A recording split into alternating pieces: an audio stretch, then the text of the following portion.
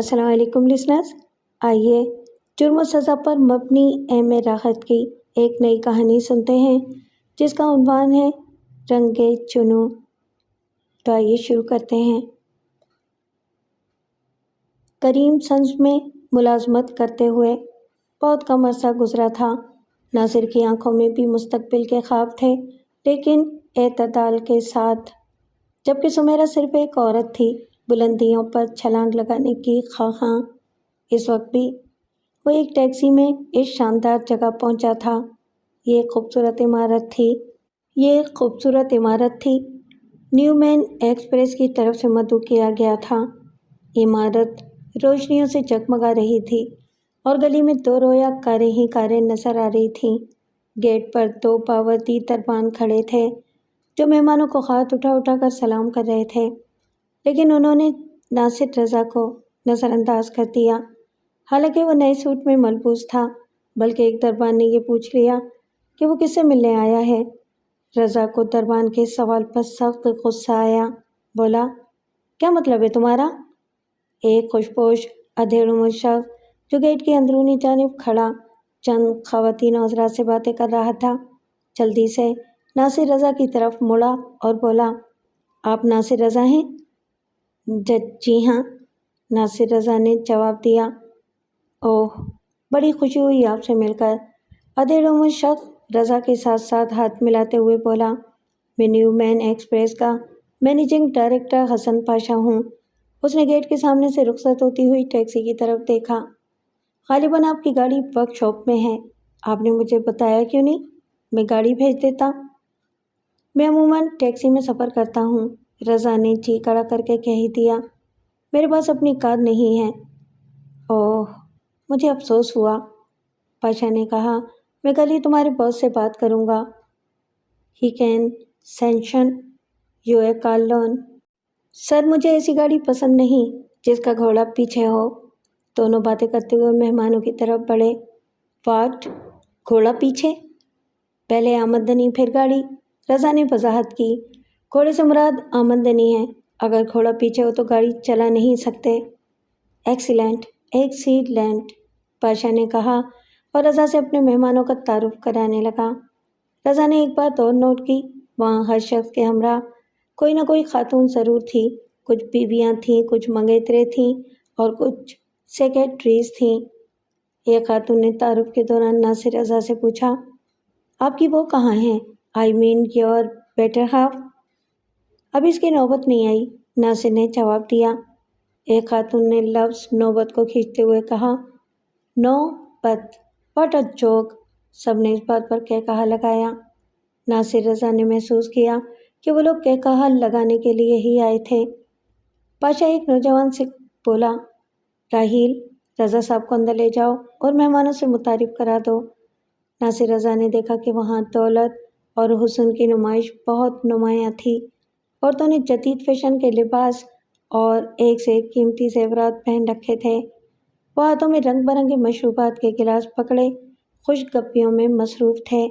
کچھ لوگ لان میں اور کچھ ڈرائنگ روم میں بیٹھے تھے۔ راشد نامی نوجوان نے برآمدے میں کھڑے ایک گروپ سے ناصر رضا کا تعارف کرایا اور واپس چلا گیا۔ گروپ میں 3-4 لڑکیاں بھی تھیں۔ رضا نے محسوس کیا کہ وہ سب بے فکرے اور خود پسند قسم کے امیر زادے تھے جن کا موضوع گفتگو غیر ملکی ٹور اور جدید ماڈل کاریں تھیں۔ سر، اب کیا پینا پسند کریں گے؟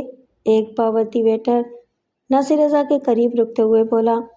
سافٹ ڈرنک یا جوس وغیرہ لے آؤ، ناصر رضا نے کہا۔ اس نے خود کو اس پارٹی میں مس فٹ محسوس کرنا شروع کر دیا تھا۔ پتہ نہیں پاشا صاحب نے اسے کیوں یہاں مدعو کیا تھا۔ اسے اپنے شعبے کا کوئی دوسرا آدمی ہنوز نظر نہیں آیا تھا۔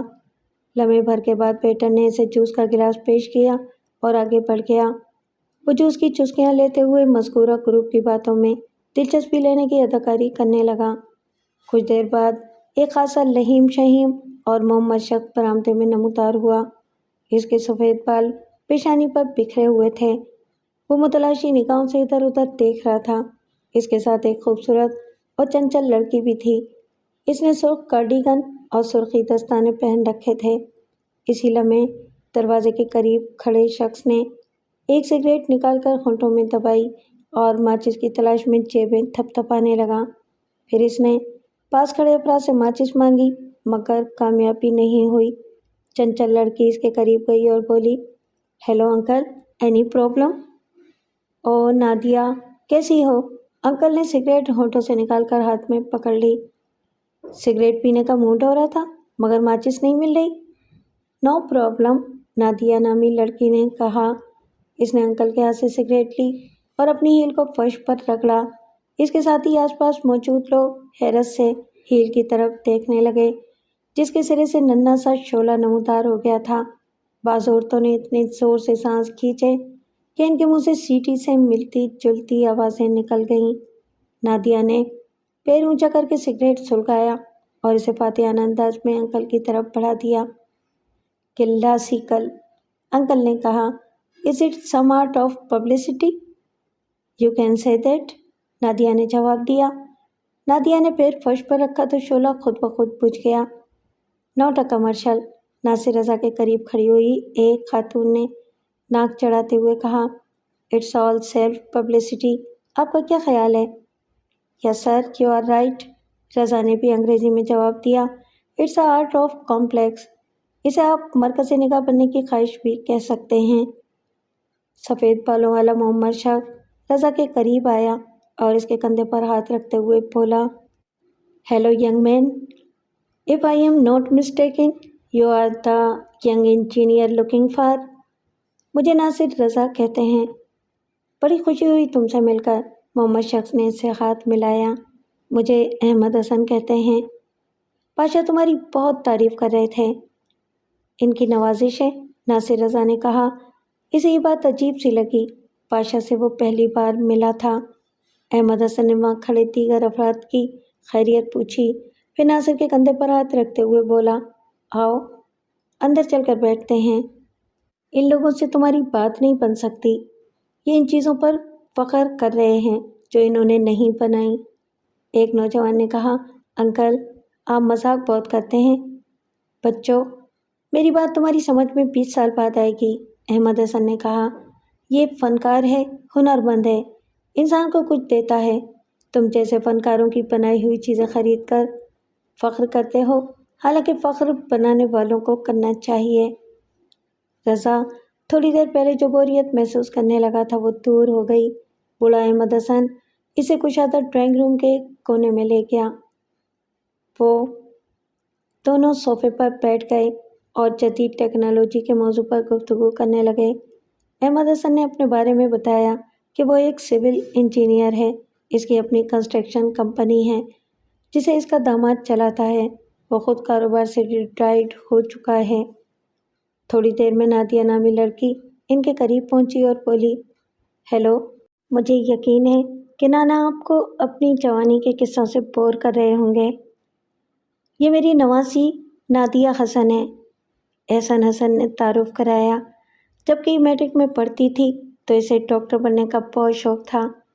लड़की के नाम से नासिर रज़ा ने अंदाज़ा लगाया कि ग़ालिबन वो हसन पाशा की बेटी थी, लेकिन अहमद हसन ने इस बात का तज़किरा नहीं किया।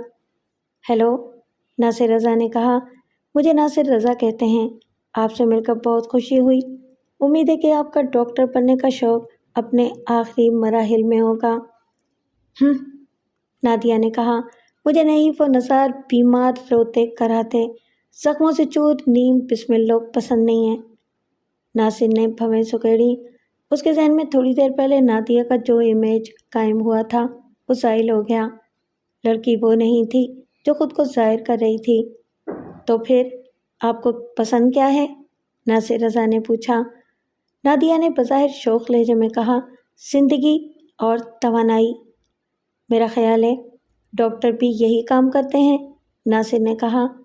लोगों को ज़िंदगी और तवानाई अता करते हैं। कुछ काम दूसरों को भी करने चाहिए। जब मैंने डॉक्टर बनने का फ़ैसला किया था तो इस वक्त सिर्फ स्मार्ट डॉक्टरों को देखा था, लागर लाचार खांसते हुए मरीज़ों को नहीं देखा था। यह अजीब शौक़ है, बूढ़े नाना ने कहा। इसके शौक़ सुबह शाम बदलते रहते हैं। मरीज़ों और ज़ख्मियों को देखकर डॉक्टरी का शौक़ ख़त्म हो गया। اور ایڈوکیٹ بننے کا شوق پیدا ہو گیا۔ ایک ڈرامے میں اس نے اسمارٹ وکیلوں کو دیکھ لیا تھا، لیکن جب خوفناک اور مکار مجرموں کو دیکھا تو وکالت کا شوق بھی دم توڑ گیا۔ آپ نانا کی باتوں پر نہ جائیں، یہ تو چاہتے ہیں کہ میں چوڑیاں پہن کر گھر بیٹھ جاؤں۔ ناصر نے کنکھیوں سے نادیہ کی گداز کلائیوں کی طرف دیکھا، بولا، آپ کے ہاتھوں میں چوڑیاں اچھی لگیں گی۔ بالکل بکواس، نادیہ نے منہ بنایا۔ اس کا موڈ کچھ آف ہو گیا تھا۔ چوڑیاں ہتھکڑی کی بگڑی ہوئی شکل ہیں۔ بگڑی ہوئی یا ترقی یافتہ؟ You can say that. Ahmed Hasan نے کہا، 13-14 سال کی عمر تک اسے چوڑیوں کا بہت شوق تھا، لیکن ڈاکٹر کے شوق کے ساتھ یہ شوق بھی دم توڑ گیا۔ وکالت کا شوق ختم ہوا تو ادیب اور صحافی بننے کا شوق پیدا ہو گیا۔ یہ کوئی اتنا برا شوق نہیں تھا، نادیہ نے صفائی پیش کی، لیکن جب میں نے دیکھا کہ ہر ایرا غیرہ ادیب اور صحافی بنا پھرتا ہے تو میں نے یہ آئیڈیا بھی ڈراپ کر دیا۔ I want some thing unique. میں کوئی منفرد کام کرنا چاہتی ہوں۔ اس کا مطلب ہے کہ آپ ابھی تک اپنے شوق کو کوئی یقینی روپ نہیں دے سکی؟ میں نے فیصلہ کیا ہے کہ میں جیولوجسٹ اور منرالوجسٹ بنوں گی۔ ماہر ارضیات اور معدنیات۔ ایک بات سوچ لیں، اس کام میں پتھر، مٹی، گرد اور کیچڑ وغیرہ بہت ہوتی ہے۔ ایکشن اور ایڈونچر بھی تو بہت ہوتا ہے، نادیہ نے کہا۔ مجھے کسی پہاڑی علاقے میں جانے کا بہت شوق ہے، مگر کوئی ساتھ دینے والا نہیں۔ ڈیڈی کاروبار میں الجھے رہتے ہیں، نانا ابو بوڑھے ہو گئے ہیں، کسی پہاڑی علاقے میں کوئی ملنے جلنے والا بھی نہیں ہے۔ ناصر نے کہا، اگلے مہینے میرا ایک پہاڑی علاقے میں تبادلہ ہو رہا ہے۔ You are welcome there. Oh really? Nasir کو فوراً ہی اپنی غلطی کا احساس ہو گیا۔ کمپنی کی طرف سے اسے ہدایت کی گئی تھی کہ وہ اپنے تبادلے کا کسی سے ذکر نہ کرے۔ ان کی کمپنی کا حال ہی میں ایک بلند مل سے ادغام ہوا تھا۔ یہ بلند مل شمالی سلسلہ کو کے ایک آزاد علاقے میں واقع تھی۔ اس علاقے میں 2 خصوصی سہولتیں میسر تھیں۔ ایک تو وہ ٹیکس فری زون تھا اور دوسرے وہاں اون سستی اور وافر مقدار میں موجود تھی۔ ویسے سچ پوچھیں تو پہاڑی علاقہ مجھے بالکل پسند نہیں ہے۔ ناصر نے موضوع بدلنے کی کوشش کی۔ خاص طور پر سردیوں میں انسان کی تمام سرگرمیاں منجمد ہو کر رہ جاتی ہیں۔ ہمیں آپ کی دعوت پیشگی قبول ہے، نادیہ نے کہا۔ نانا، آپ کا کیا خیال ہے؟ یہ جوانوں کے مشغلے ہیں، بوڑھے نانا نے جواب دیا۔ مجھے معافی دو۔ رضا مزید موضوع بدلتے ہوئے بولا، یہ جو آپ آتش زیر پا لیے پھرتی ہیں، یہ تو بڑی خطرناک شے ہے۔ اس سے بے خبری میں کہیں آگ بھی لگ سکتی ہے۔ میں باخبری میں بھی آگ لگا سکتی ہوں۔ مجھے ہنگامہ بہت پسند ہے، احمد حسن نے کہا۔ اسے عجیب عجیب حرکتیں کرنے کا بہت شوق ہے۔ کچھ عرصہ پہلے اس کے پاس ایک ایسا لائٹر تھا جو بالکل اصلی پستول جیسا تھا۔ جب کوئی اس کے سامنے سگریٹ نکالتا تھا تو یہ پستول نما لائٹر سے اس کا خون خشک کر دیا کرتی تھی۔ اسی دوران حسن پاشا ان کے قریب پہنچا۔ رضا سے معذرت کرنے لگا کہ وہ مصروفیت کی وجہ سے اس کی طرف توجہ نہیں دے سکا۔ پارٹی رات کے 11 بجے ختم ہوئی۔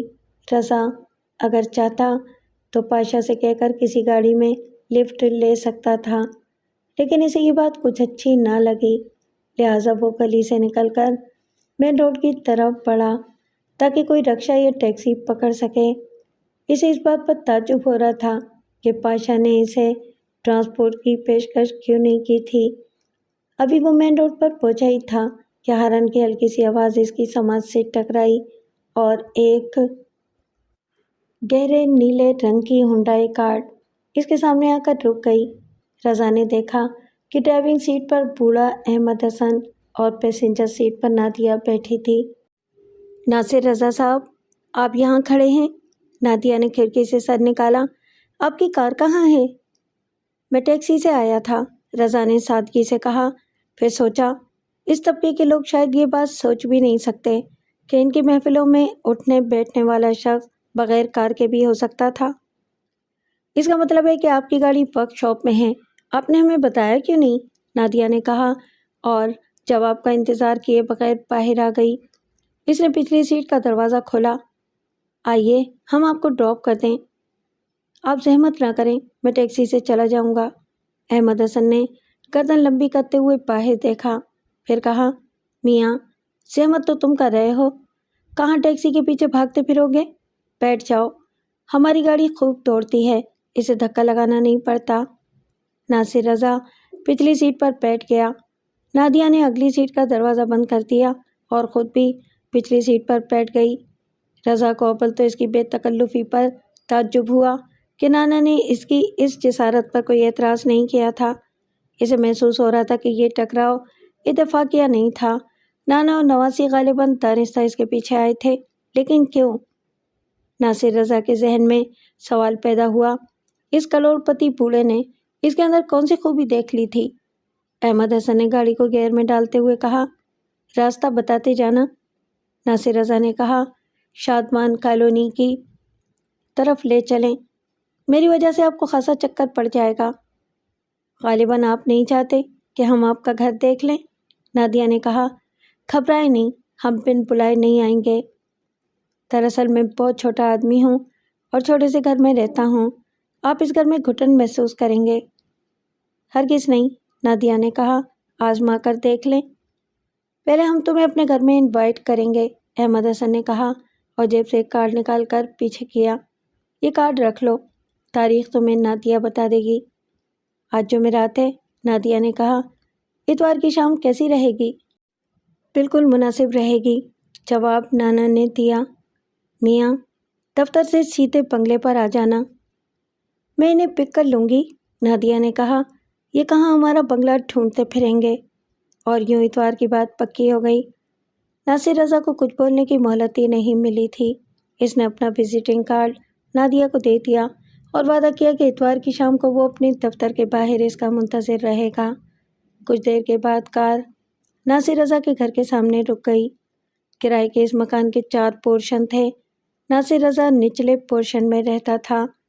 اوپر کے ایک پورشن میں اس کے ماموں رہتے تھے، جن کی بیٹی عالیہ اس کی منگیتر تھی۔ نیچے گاڑی رکنے کی آواز سنتے ہی اوپر بالکونی میں عالیہ کا سایہ نمودار ہوا۔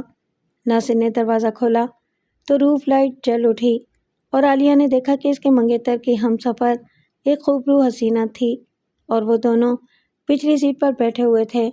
یہ دیکھ کر اس کے سینے میں حسد و رقابت کی آگ جل اٹھی۔ ناصر رضا اس بات سے بے خبر تھا کہ اس کی منگیتر تاریک بالکونی میں کھڑی ہوئی اس کی حرکات و سکنات کا جائزہ لے رہی تھی۔ رخصت ہونے سے پہلے اس نے نادیہ کو اپنے بارے میں مزید بتا دینے کا فیصلہ کیا تاکہ اگر نادیہ اسے صاحب حیثیت سمجھ کر مائل با التفات ہو رہی ہے تو اس کی غلط فہمی دور کر دی جائے۔ نادیہ، جانے سے پہلے میں اپنے بارے میں کچھ وضاحت کر دینا چاہتا ہوں، اس نے تامل کرتے ہوئے کہا۔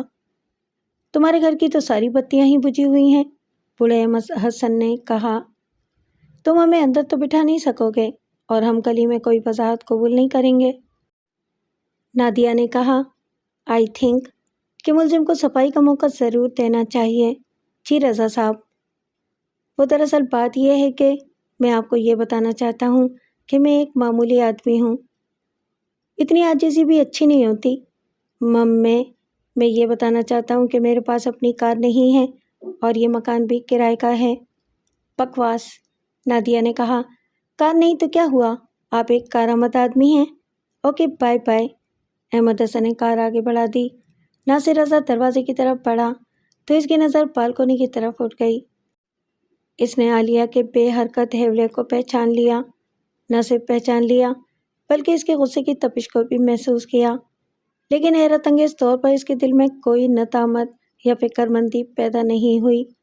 عالیہ تعلیم یافتہ ہونے کے باوجود ایک خاموش طبع لڑکی تھی اور وہ زیادہ تر فلسفیانہ گفتگو کرتی تھی۔ ناصر نے اسے اپنی کزن اور منگیتر سے زیادہ کوئی اہمیت نہیں دی تھی۔ بزرگوں نے رشتہ طے کر دیا تھا اور اس نے منظور کر لیا تھا۔ وہ دل دل میں نادیہ اور عالیہ کا موازنہ کرتا رہا اور بھی گھر میں داخل ہو گیا۔ اسے غیر شعوری طور پر اپنی اہمیت کا احساس ہونے لگا تھا۔ اس نے سوچا کہ وہ ایک خوبرو میکینیکل انجینئر ہے اور اس کا مستقبل خاصا شاندار ہے۔ پھر اس کے دل میں یہ بھی خیال پیدا ہوا کہ حسن پاشا نے اسے کسی خاص مقصد کے تحت پارٹی میں مدعو کیا تھا، اور وہ خاص مقصد شاید اس کی بیٹی نادیہ تھی۔ اس خیال سے وہ پھول سا گیا۔ 1 کروڑ پتی سرمایہ دار کی نظر انتخاب اس پر پڑی تھی۔ اگلے روز عالیہ کچھ کھچی کھچی سی رہی، لیکن ناصر رضا نے اسے منانے یا وضاحت پیش کرنے کی ضرورت محسوس نہیں کی۔ اتوار کو عالیہ کو خود ہی سکوت توڑنا پڑا۔ جب ناصر رضا دفتر جانے کے لیے نکلا تو وہ سیڑھیوں میں کھڑی تھی۔ سنیے، اس نے ہولے سے کہا۔ ناصر رک گیا اور استفہامیہ نظروں سے اس کی طرف دیکھنے لگا۔ آج ہم شاپنگ کے لیے جانا چاہتے ہیں، عالیہ نے کہا۔ شام کو جلدی آ جائیے گا۔ آج شام کو میں آ نہیں سکوں گا، ناصر رضا نے جواب دیا۔ ایک بزنس مین نے مجھے شام کی چائے پر مدعو کیا ہے۔ عالیہ سنجیدہ ہو گئی، بولی، یہ وہی بزنس مین تو نہیں جس کی بیٹی آپ کو گھر چھوڑنے آئی تھی؟ ناصر اپنی منگیتر کی تلخی محسوس کرتے ہوئے بولا، ہاں وہی، اور وہ خود مجھے چھوڑنے آیا تھا۔ لڑکی اس کی نواسی تھی اور اتفاق سے کار میں موجود تھی، اور اتفاق سے آپ کے ساتھ پچھلی سیٹ پر بیٹھی تھی، مگر فاصلہ رکھ کر بیٹھی تھی۔ فاصلہ رکھ کر بیٹھتی تو اتنی لگاوٹ سے باتیں نہ کرتی۔ اونچے طبقے کے لوگ تنگ نظر نہیں ہوتے، یعنی غیرت مند نہیں ہوتے۔ ان کی غیرت نچلے طبقے سے مختلف ہوتی ہے۔ ویسے چھپ کر دوسروں کی باتیں سننا اچھی بات نہیں ہے۔ اوہ، آپ ہمیں نچلے طبقے میں شمار کرتے ہیں؟ عالیہ کی آواز پھرا گئی۔ یہ مت بھولیں کہ آپ بھی ہمارے طبقے ہی سے تعلق رکھتے ہیں۔ بات ختم کرتے ہی وہ واپس مڑ گئی۔ ناصر رضا نے اسے روکنے کی کوشش نہیں کی تھی۔ شام کو ٹھیک 4:45 بجے نادیہ نے ناصر کو فون پر بتایا کہ وہ 15 منٹ کے اندر اس کے دفتر پہنچ رہی ہے۔ ناصر جلدی جلدی اپنا کام سمیٹ کر باہر پہنچ گیا۔ چند لمحوں کے بعد نادیہ اپنی ہنڈائی کارڈ میں وہاں پہنچ گئی۔ وہ اکیلی تھی اور سے رنگ شلوار سوٹ میں ملبوس تھی۔ اس نے کار روکتے ہی ناصر کے لیے اگلی سیٹ کا دروازہ کھول دیا۔ ناصر رضا رسمی کلمات ادا کرتے ہوئے سیٹ پر بیٹھ گیا۔ وہ خود کو خاصا اہم محسوس کر رہا تھا، کیونکہ ایک سرمایہ دار کی بیٹی خود اسے لینے آئی تھی۔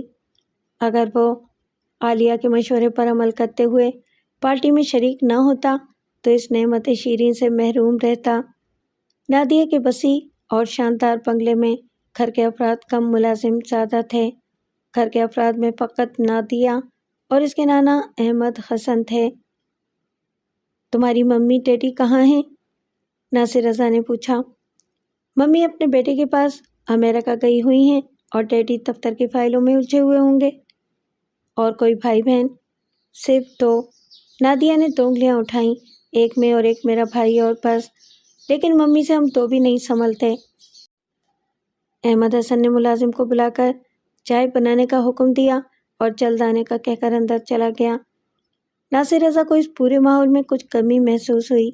نادیہ اور اس کے نانا اس ماحول میں کچھ فٹ نہیں لگ رہے تھے۔ مکان کے ساتھ مکین کو جو مطابقت ہوتی ہے وہ نظر نہیں آ رہی تھی۔ رضا نے ان خیالات کو ذہن سے چھٹک دیا۔ اگر احمد حسن اور اس کی نواسی اس بنگلے میں فٹ نہیں لگ رہے تھے تو اس کی بلا سے، اور یہ محض اس کا وہم بھی تو ہو سکتا تھا، کیونکہ اسے اتنے بڑے بنگلوں میں سکونت کرنے کا کوئی تجربہ نہیں تھا۔ نادیہ نے اس کے ساتھ خوب باتیں کیں اور خاطر و مدارات بھی خوب کی۔ بوڑھا احمد حسن صرف چائے کے دوران ان کے ساتھ بیٹھا۔ اس کے بعد کچھ ضروری فون کرنے کے لیے اسٹڈی میں چلا گیا۔ ملاقات اگرچہ خوشگوار رہی، مگر ناصر کوئی نتیجہ نہ نکال سکا کہ نادیہ محض تفریح کی تلاش میں تھی یا اس کے بارے میں سنجیدہ تھی۔ وہ اس سلسلے میں بڑی الجھن محسوس کر رہا تھا۔ ایک طرف اسے عالیہ کا خیال تھا اور دوسری طرف اس دولت کی کشش بھی تھی جو نادیہ کے ساتھ مل سکتی تھی، اور یہ کشش دوبارہ نادیہ کے دروازے پر لے گئی۔ اگرچہ وہ تذبذب کا شکار تھا، مگر اس کی پذیرائی اسی کرم جوشی سے کی گئی۔ نتیجہ یہ نکلا کہ وہ دوسرے تیسرے روز نادیہ سے ملنے جانے لگا۔ چوتھے ہفتے کمپنی کی انتظامیہ نے اسے 5 روز کے اندر اندر نئی ذمہ داری سنبھالنے کا حکم دے دیا۔ اگرچہ اس معاملے میں اسے پوری رازداری برتنے کا حکم دیا گیا تھا، مگر اس نے نادیہ کو سب کچھ بتا دیا۔ غالباً یہ ہماری آخری ملاقات ہوگی، اس نے نادیہ سے کہا۔ میں کل سے جمرود کے لیے روانہ ہو رہا ہوں۔ تو کیا ہوا؟ نادیہ نے کہا۔ جمرود مریخ پر تو نہیں ہے، ہم وہاں بھی تو مل سکتے ہیں۔ مل تو سکتے ہیں لیکن کیا؟ ہماری بلند مل خاصے دشوار گزار علاقے میں ہے، پہاڑی علاقہ ہے اور قریب ترین آبادی یعنی جمرود 50 کلومیٹر کے فاصلے پر ہے۔ جمرود سے آگے پبلک ٹرانسپورٹ کا کوئی انتظام نہیں ہے۔ مل میں کام کرنے والے کیا کرتے ہیں؟ مل کی جیپوں میں سفر کرتے ہیں، تاہم ان کی ضرورت کبھی کبھی پیش آتی ہے کیونکہ مل کے کاریگروں اور افسروں کی رہائش کے لیے کوارٹر اور بنگلے بنے ہوئے ہیں۔ ان کو ضرورت کی تمام اشیاء وہیں پر مل جاتی ہیں۔ پھر تو ہم ضرور تمہارے پاس آئیں گے، نادیہ نے پرجوش لہجے میں کہا۔ وہاں مجھے اپنے شوق کو پورا کرنے کا موقع بھی مل جائے گا۔ مجھے اپنا پتہ نوٹ کرا دو، میں فون پر تمہیں اپنے پروگرام سے مطلع کر دوں گی۔ ناصر رضا نے نادیہ کے اصرار پر اپنا جمرود بلند مل کا پتہ اور فون نمبر اسے نوٹ کرا دیا، تاہم وہ دل میں مطمئن نہیں تھا۔ انتظامیہ کی طرف سے اسے رازداری کی جو تلقین کی گئی تھی وہ اس کی خلاف ورزی کا مرتکب ہو رہا تھا۔ وہ جب بھی ملنے آتا نادیہ اسے کھانا کھلائے بغیر نہیں جانے دیتی تھی۔ ان ملاقاتوں کے دوران ناصر کی اس کے ڈیڈی سے ایک بار بھی ملاقات نہیں ہوئی تھی۔ ناصر رضا نے یہ بھی محسوس کیا کہ وہ اپنے ڈیڈی کا ذکر کرنا پسند نہیں کرتی تھی۔ اگر ناصر رضا پوچھتا تو دو میں سے ایک جواب ملتا، ڈیڈی ابھی آفس سے نہیں آئے، ڈیڈی چند منٹ کسی سے ملنے گئے ہیں۔ اس شام نادیہ نے ناصر رضا کو عجلت میں رخصت کر دیا، بہانہ یہ کیا کہ غیر ملکی مہمان اس کے ڈیڈی کی دعوت پر وہاں آنے والے ہیں۔ اس روز بنگلے میں کوئی گاڑی بھی نہیں تھی، لہٰذا نادیہ نے ایک ملازم بھیج کر ناصر کے لیے ٹیکسی منگوا دی۔ جب ٹیکسی گلی سے نکل رہی تھی تو ناصر نے ایک پولیس جیپ گلی میں داخل ہوتے ہوئے دیکھی جس کی سیٹ پر ایک اعلیٰ پولیس آفیسر بیٹھا تھا۔ ناصر رضا کو اس کی شکل کچھ مانوس سی لگی، وہ اس شخص کو وردی کے بغیر کہیں دیکھ چکا ہے۔ اس نے موڑنے کے بعد ٹیکسی رکوائی اور باہر نکل کر گلی میں نظر ڈالی۔ عین اسی وقت جیپ نادیہ کے بنگلے میں داخل ہو رہی تھی اور ناصر رضا کی پیشانی پر بلب پڑ گئے۔ پولیس بنگلے میں کیا کرنے گئی تھی؟ اگلا سارا دن ناصر رضا نے شاپنگ اور سفر کی تیاری میں گزاری۔ شام کے وقت وہ ایک شاپنگ سینٹر سے خریداری کر کے باہر نکلا اور ٹیکسی تلاش کرنے لگا۔ اس نے دونوں ہاتھوں میں شاپنگ بیگ پکڑ رکھے تھے اور قدرے دقت محسوس کر رہا تھا۔ اس وقت سورج غروب ہو چکا تھا مگر ابھی اسٹریٹ لائٹس روشن نہیں ہوئی تھیں۔ سر، آپ ٹیکسی تلاش کر رہے ہیں؟ عقب سے کسی نے کہا۔ ناصر رضا ایک دم گھوم کر متکلم کو گھورنے لگا۔ وہ درمیانے قد کا ایک دبلا پتلا شخص تھا۔ اس نے شلوار قمیض پہن رکھی تھی اور ایک خاکی کیپ بغل میں دبا رکھی تھی۔ اس کے چہرے پر عجیب سی مسکراہٹ تھی جو ناصر رضا کو اچھی نہیں لگی۔ اسے یاد آیا کہ جب وہ شاپنگ کر رہا تھا تو اس وقت بھی وہ شخص اسے نظر آیا تھا۔ ہاں، ناصر رضا نے جواب دیا، تلاش تو ٹیکسی ہی کی ہے۔ آئیے میں آپ کو لے چلتا ہوں، لائیے یہ بیگ مجھے پکڑا دیجیے۔ ناصر رضا نے ہاتھ پیچھے کر لیا۔ اس شہر میں اتنا خوش اخلاق ٹیکسی ڈرائیور میں نے کبھی نہیں دیکھا۔ تمہاری ٹیکسی کہاں ہے؟ ڈرائیور نے 82 ماڈل کے ایک ٹویوٹا کرولا کی طرف اشارہ کیا۔ وہ سامنے کھڑی ہے۔ وہ تو ٹیکسی نہیں ہے، اسی لیے تم اتنا خوش اخلاق ٹیکسی ڈرائیور ہوں۔ کیا مطلب؟ سر، یہ ایک بے سہارا خاتون کی گاڑی ہے، ڈرائیور نے وضاحت کی، اور میں اس بے سہارا خاتون کا ڈرائیور ہوں۔ یہ خاتون مجھے تنخواہ نہیں دیتی، تنخواہ کے بجائے مجھے 5 گھنٹے تک اس گاڑی کو بطور ٹیکسی چلانے کی اجازت ہے، 3 بجے سے پہر سے رات کے 8 بجے تک۔ ناصر رضا کو اس کی بات معقول معلوم ہوئی۔ اس نے اپنے گھر کا پتہ بتایا اور پوچھا، کرایہ کتنا ہوگا؟ آپ جو مرضی ہو دے دیں، آپ کو ٹیکسی کا کرایہ تو معلوم ہوگا۔ ناصر رضا ٹیکسی میں جا بیٹھا۔ جب گاڑی روانہ ہوئی تو اس نے پوچھا، اگر یہ خاتون واقعی بے سہارا اور غریب ہے تو اس نے کار کیوں رکھی ہوئی ہے؟ بے سہارا ضرور ہے لیکن غریب نہیں ہے، اس کے پاس دولت بہت ہے، بس ذرا کنجوس ہے۔ مین روڈ پر پہنچ کر ڈرائیور نے گاڑی مختلف راستے کی طرف موڑ دی۔ ناصر نے جلدی سے پوچھا، کہاں جا رہے ہو؟ گھبرائیں نہیں، وقت ذرا زیادہ ہو گیا ہے۔ میں بیگم صاحبہ کو بتاتا چلوں کہ مجھے تھوڑی سی دیر ہو جائے گی، ان کا بنگلہ اسی طرف ہے۔ یہ بات تمہیں پہلے بتانا چاہیے تھی۔ فکر نہیں کریں، میں آپ سے زیادہ پیسے نہیں مانگوں گا، زیادہ دور نہیں جانا پڑے گا۔ پیسوں کی بات نہیں ہے، آپ بالکل بے فکر رہیں سر، میں کوئی چور اچکا نہیں ہوں۔ ناصر احتجاج کرتا رہا اور ڈرائیور اسے اطمینان دلاتا رہا۔ 10 منٹ کے بعد کار ایک بنگلے کے پورچ میں پہنچ کر رک گئی۔ ناصر نے سوچا کہ اسے فوراً وہاں سے نکل جانا چاہیے۔ کار روکتے ہی ڈرائیور باہر نکلا اور 1 منٹ میں واپس آنے کا کہہ کر چلا گیا۔ ناصر رضا نے دیکھا کہ وہ چابیاں اگنیشن سوئچ میں لگی ہوئی چھوڑ کر گیا تھا۔ یہ بات کسی حد تک اطمینان کا باعث تھی۔ اگر اس کی نیت خراب ہوتی تو وہ چابیاں ساتھ لے جاتا۔ بنگلہ پرانی وضع کا تھا اور اندر غیر معمولی خاموشی تھی۔ چند لمحوں کے بعد ڈرائیور واپس آ گیا۔ اس کے ساتھ ایک نوجوان ملازمہ بھی تھی۔ سر، میرا اس میں کوئی قصور نہیں ہے، ڈرائیور نے معذرتی انداز میں ہاتھ پھیلائے۔ کیا بیگم صاحبہ نے گاڑی لے جانے سے منع کر دیا ہے؟ بیگم صاحبہ نے آپ کو چائے کے لیے اندر بلایا ہے، ملازمہ نے کہا۔ جو شخص ان کے دروازے پر آتا ہے اسے وہ چائے پلائے بغیر واپس نہیں جانے دیتی۔ یہ کس قسم کا فراڈ ہے؟ ناصر نے کچھ اور ہی سوچنا شروع کر دیا تھا۔ تم مجھے کہاں لے آئے ہو؟ میں اس لائن کا آدمی نہیں ہوں۔ ڈرائیور نے ایک کندھا اونچا کیا اور ملازم سے کہا، سن لیا تم نے؟ بیگم صاحبہ کو بتا دو کہ صاحب اس لائن کے آدمی نہیں ہیں۔ ارے ہٹو، یہاں کوئی لین دین نہیں ہے بابو۔ اگر آپ کو چائے نہیں پینی تو 1 منٹ کو اندر تو آ جائیں، خود ہی بیگم صاحبہ کو کہہ دیں۔ وہ کیا بولیں، آدمی میں اتنا اخلاق تو ہونا ہی چاہیے۔ ملازمہ کی بات سن کر ناصر رضا کو احساس ہوا کہ وہ کسی انجانے خوف کی وجہ سے بد اخلاقی کا مظاہرہ کر رہا تھا۔ وہ کار سے باہر نکلا، ادھر ادھر نظر دوڑائی اور ملازمہ کے ہمراہ اندر چلا گیا۔ پرانے فرنیچر سے آراستہ ڈرائنگ روم میں ایک اتھیڑ عمر خاتون بیٹھی تھی۔ وہ سفید لباس میں ملبوس تھی مگر دوپٹہ سیاہ تھا۔ اس کے چہرے پر عجیب سی سوگواری پائی جاتی تھی۔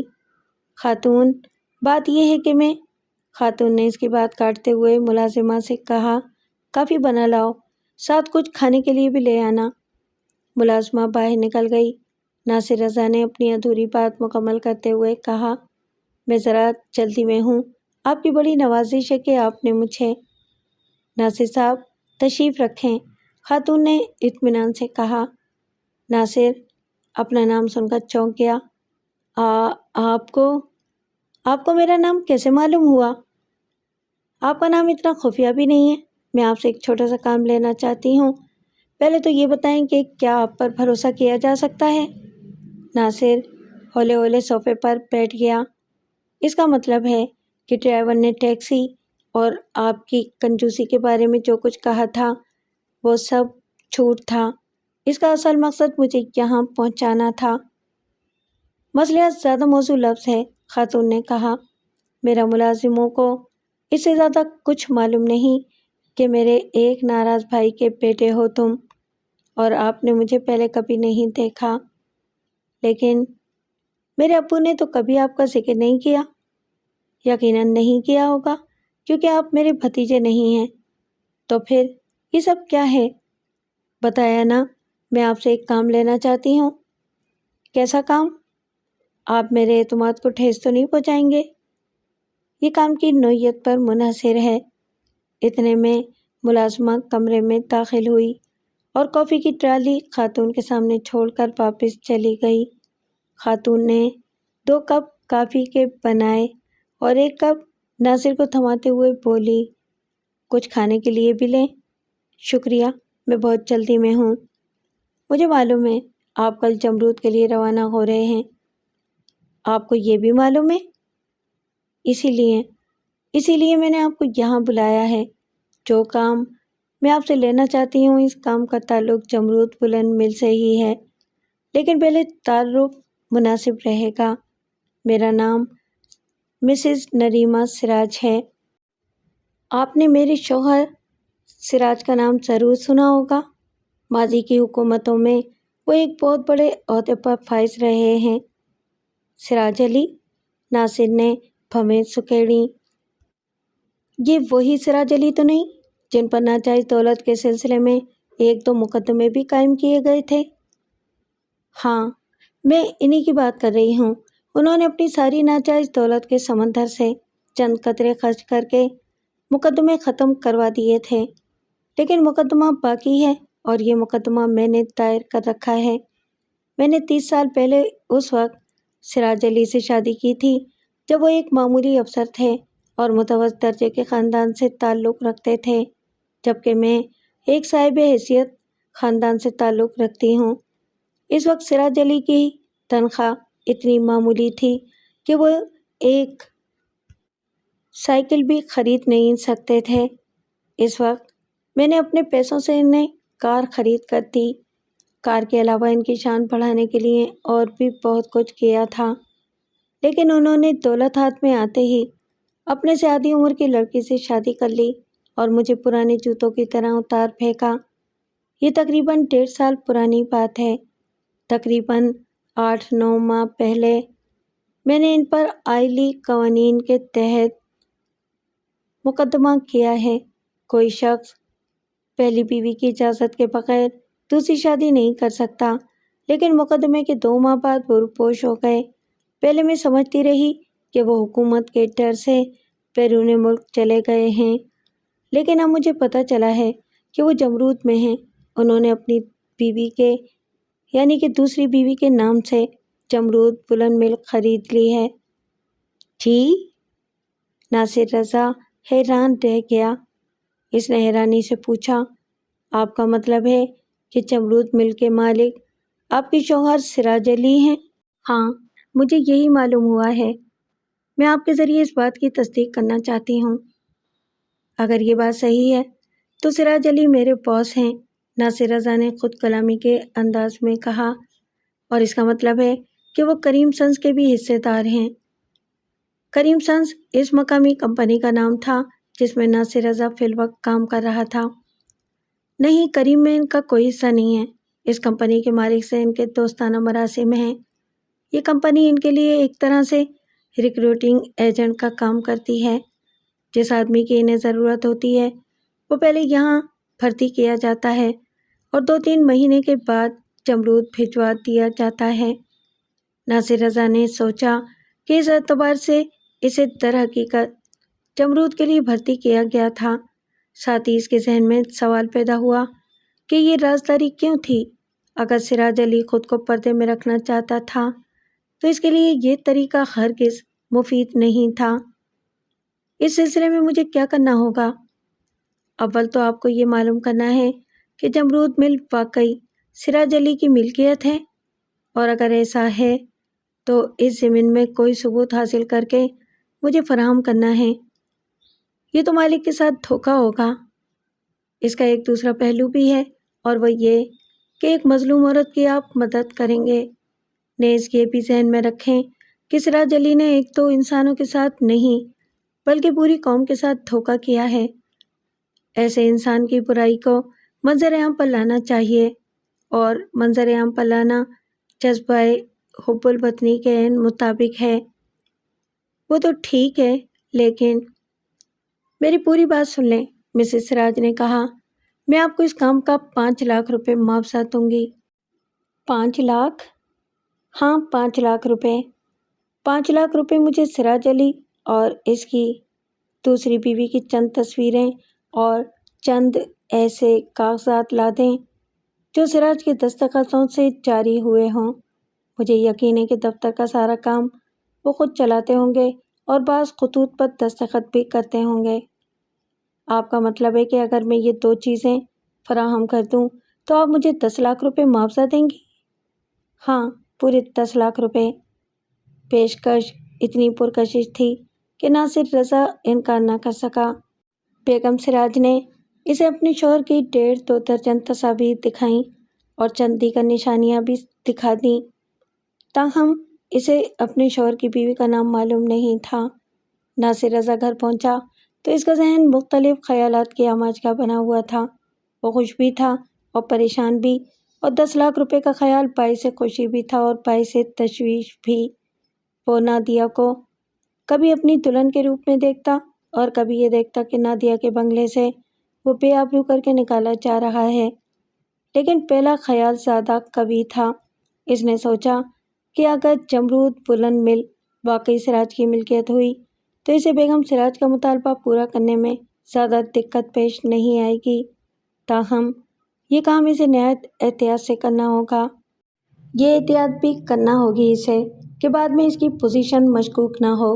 جو ثبوت وہ سراج علی کے بارے میں حاصل کرے گا وہ لازماً عدالت میں پیش کیے جائیں گے۔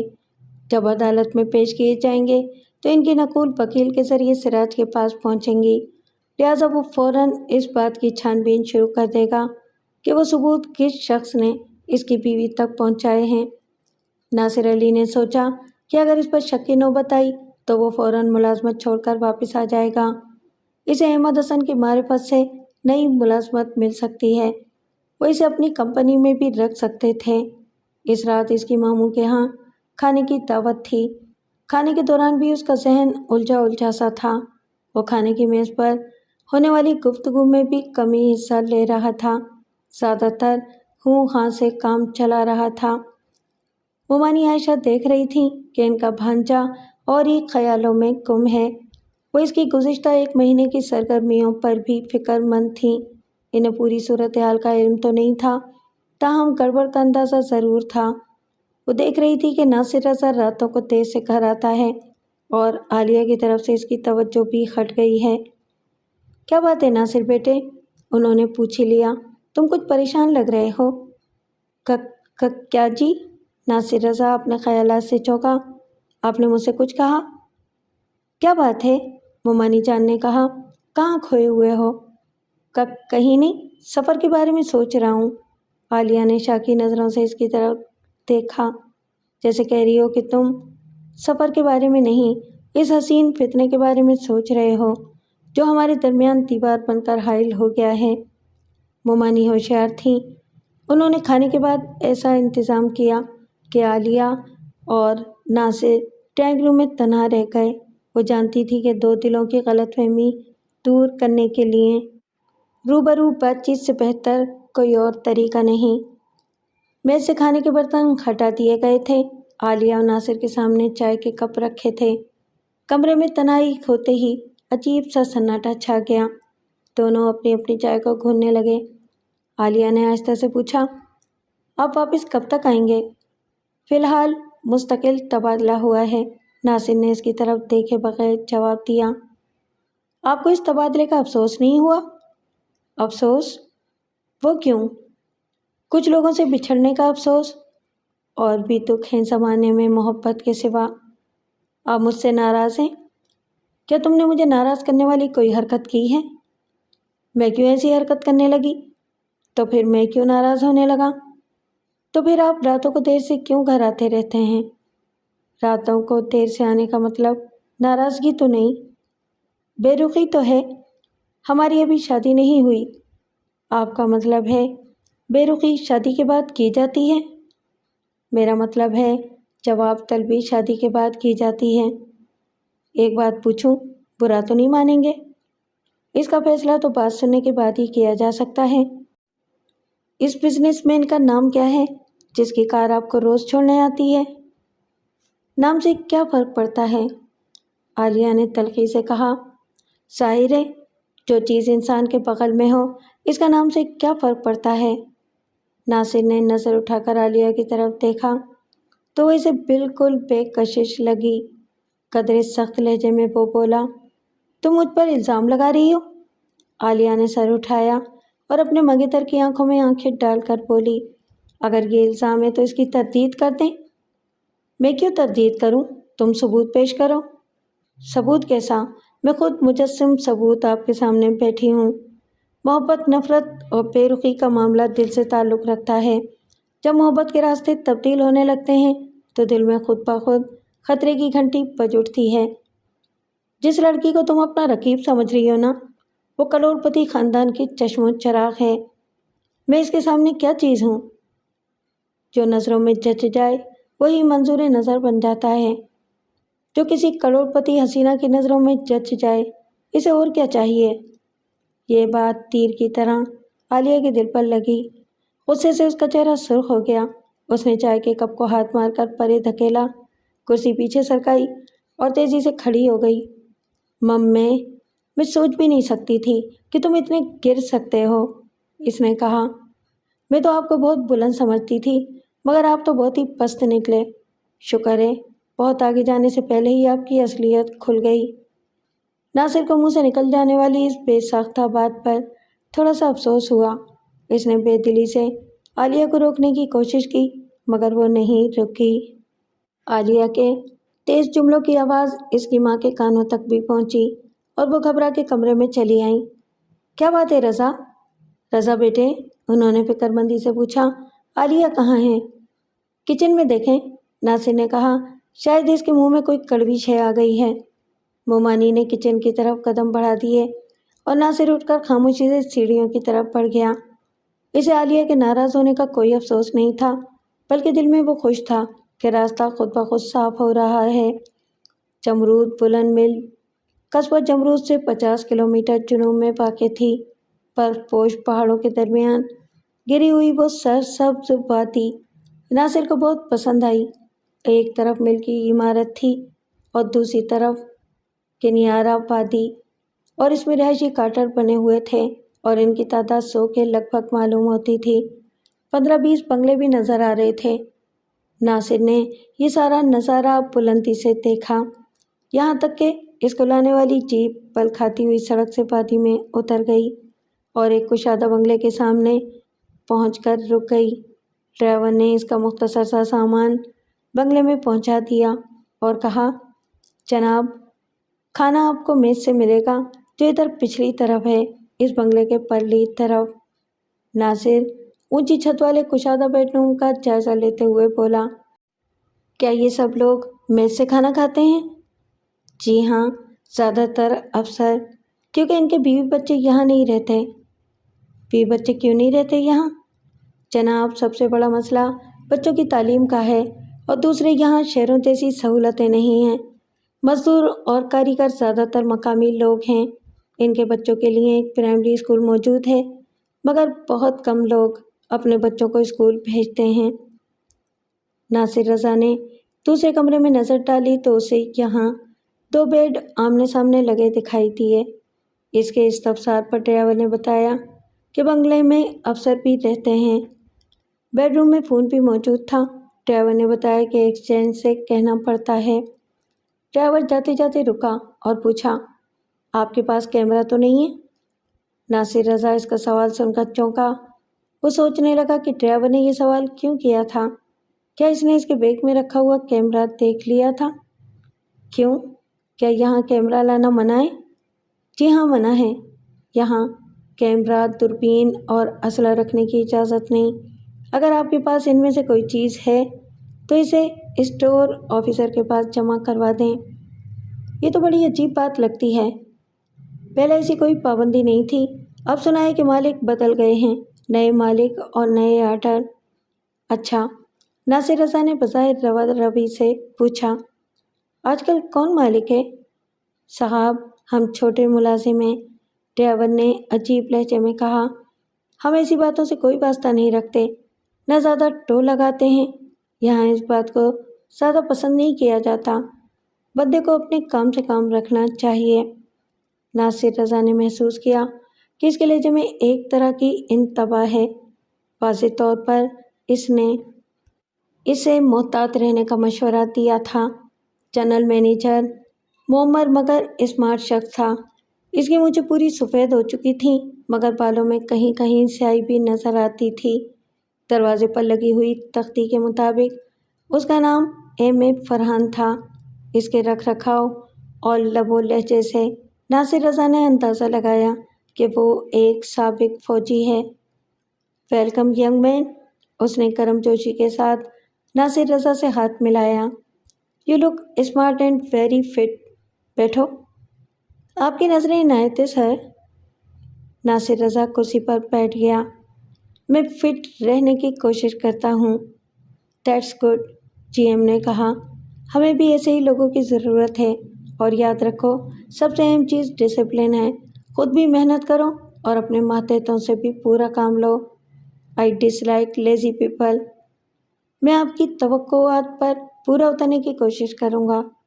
جی ایم نے گھنٹی بجا کر اپنے پی اے کو بلایا اور کہا، مسٹر وقار، یہ ہمارے نئے میکینیکل انجینئر ہیں، مسٹر ناصر رضا۔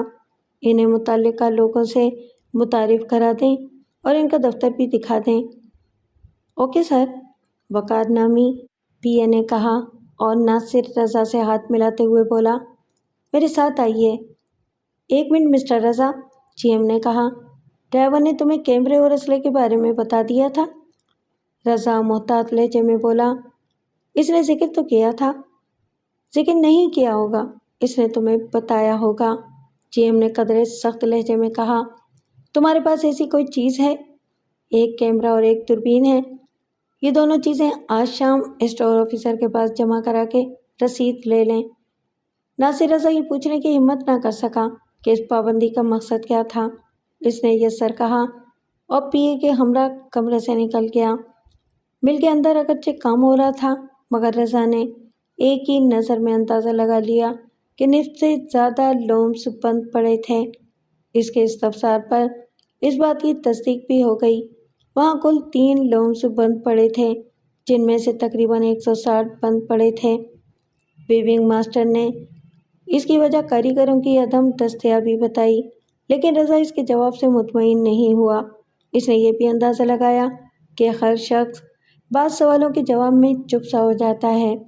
شام کو اس نے دوربین اور کیمرہ اسٹور کے پاس جمع کرا دیا۔ اسٹور کیپر ادھیڑ عمر کا ایک نرم مزاج شخص تھا۔ اس کا نام یوسف بیگ تھا۔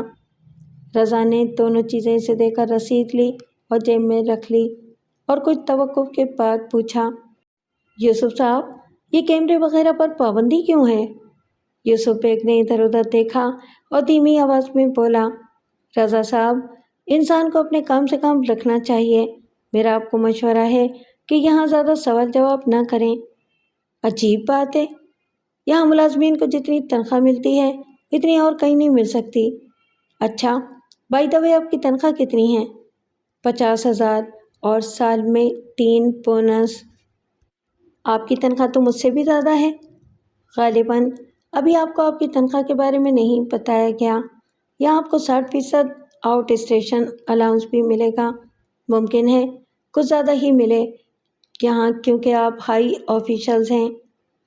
رضا نے دل ہی دل میں حساب لگایا، 60% الاؤنس کے ساتھ اس کی تنخواہ 1 لاکھ تک پہنچ جائے گی۔ وہ اس بات پر دل ہی دل میں خوش ہوا، لیکن وہاں کا ماحول اسے پسند نہیں آیا۔ یوں معلوم ہوتا تھا جیسے فضا میں انجانا سا خوف تیر رہا ہو۔ ہر شخص ڈرا ڈرا اور سہما ہوا نظر آتا تھا۔ کئی اور لوگوں نے بھی اسے زیادہ سوالات کرنے سے منع کیا۔ اسے یہ بھی معلوم ہوا کہ اس سے پہلے جو انجینئر وہاں کام کرتا تھا وہ پراسرار طور پر ہلاک ہو گیا تھا۔ میڈیکل رپورٹ کے مطابق اسے کسی جنگلی جانور نے ہلاک کیا تھا۔ اس کی لاش رہائشی علاقے سے دور جھاڑیوں میں پڑی ہوئی پائی گئی تھی۔ اس کا نرخرا کٹا ہوا تھا اور جسم پر پنجوں کے متعدد نشانات پائے گئے تھے۔ عام خیال یہی تھا کہ اس علاقے میں کوئی آدم خور درندہ رہتا تھا جو اکیلے آدمی پر حملہ کر دیتا ہے۔ سابق انجینئر اس طرح مرنے والا واحد شخص نہیں تھا۔ کچھ کاریگر بھی اسی انداز سے ہلاک ہوئے تھے۔ رضا نے یہ تفصیل سننے کے بعد کہا کہ ایسی صورت میں ہر شخص کو مسلح ہونا چاہیے۔ اس بات پر اگلے روز ہی اس کی جواب طلبی ہو گئی۔ جنرل مینیجر نے اسے اپنے کمرے میں بلایا اور کہا، مسٹر رضا، میں نے سنا ہے کہ تمہیں کمپنی کے قواعد و ضوابط پر اعتراض ہے۔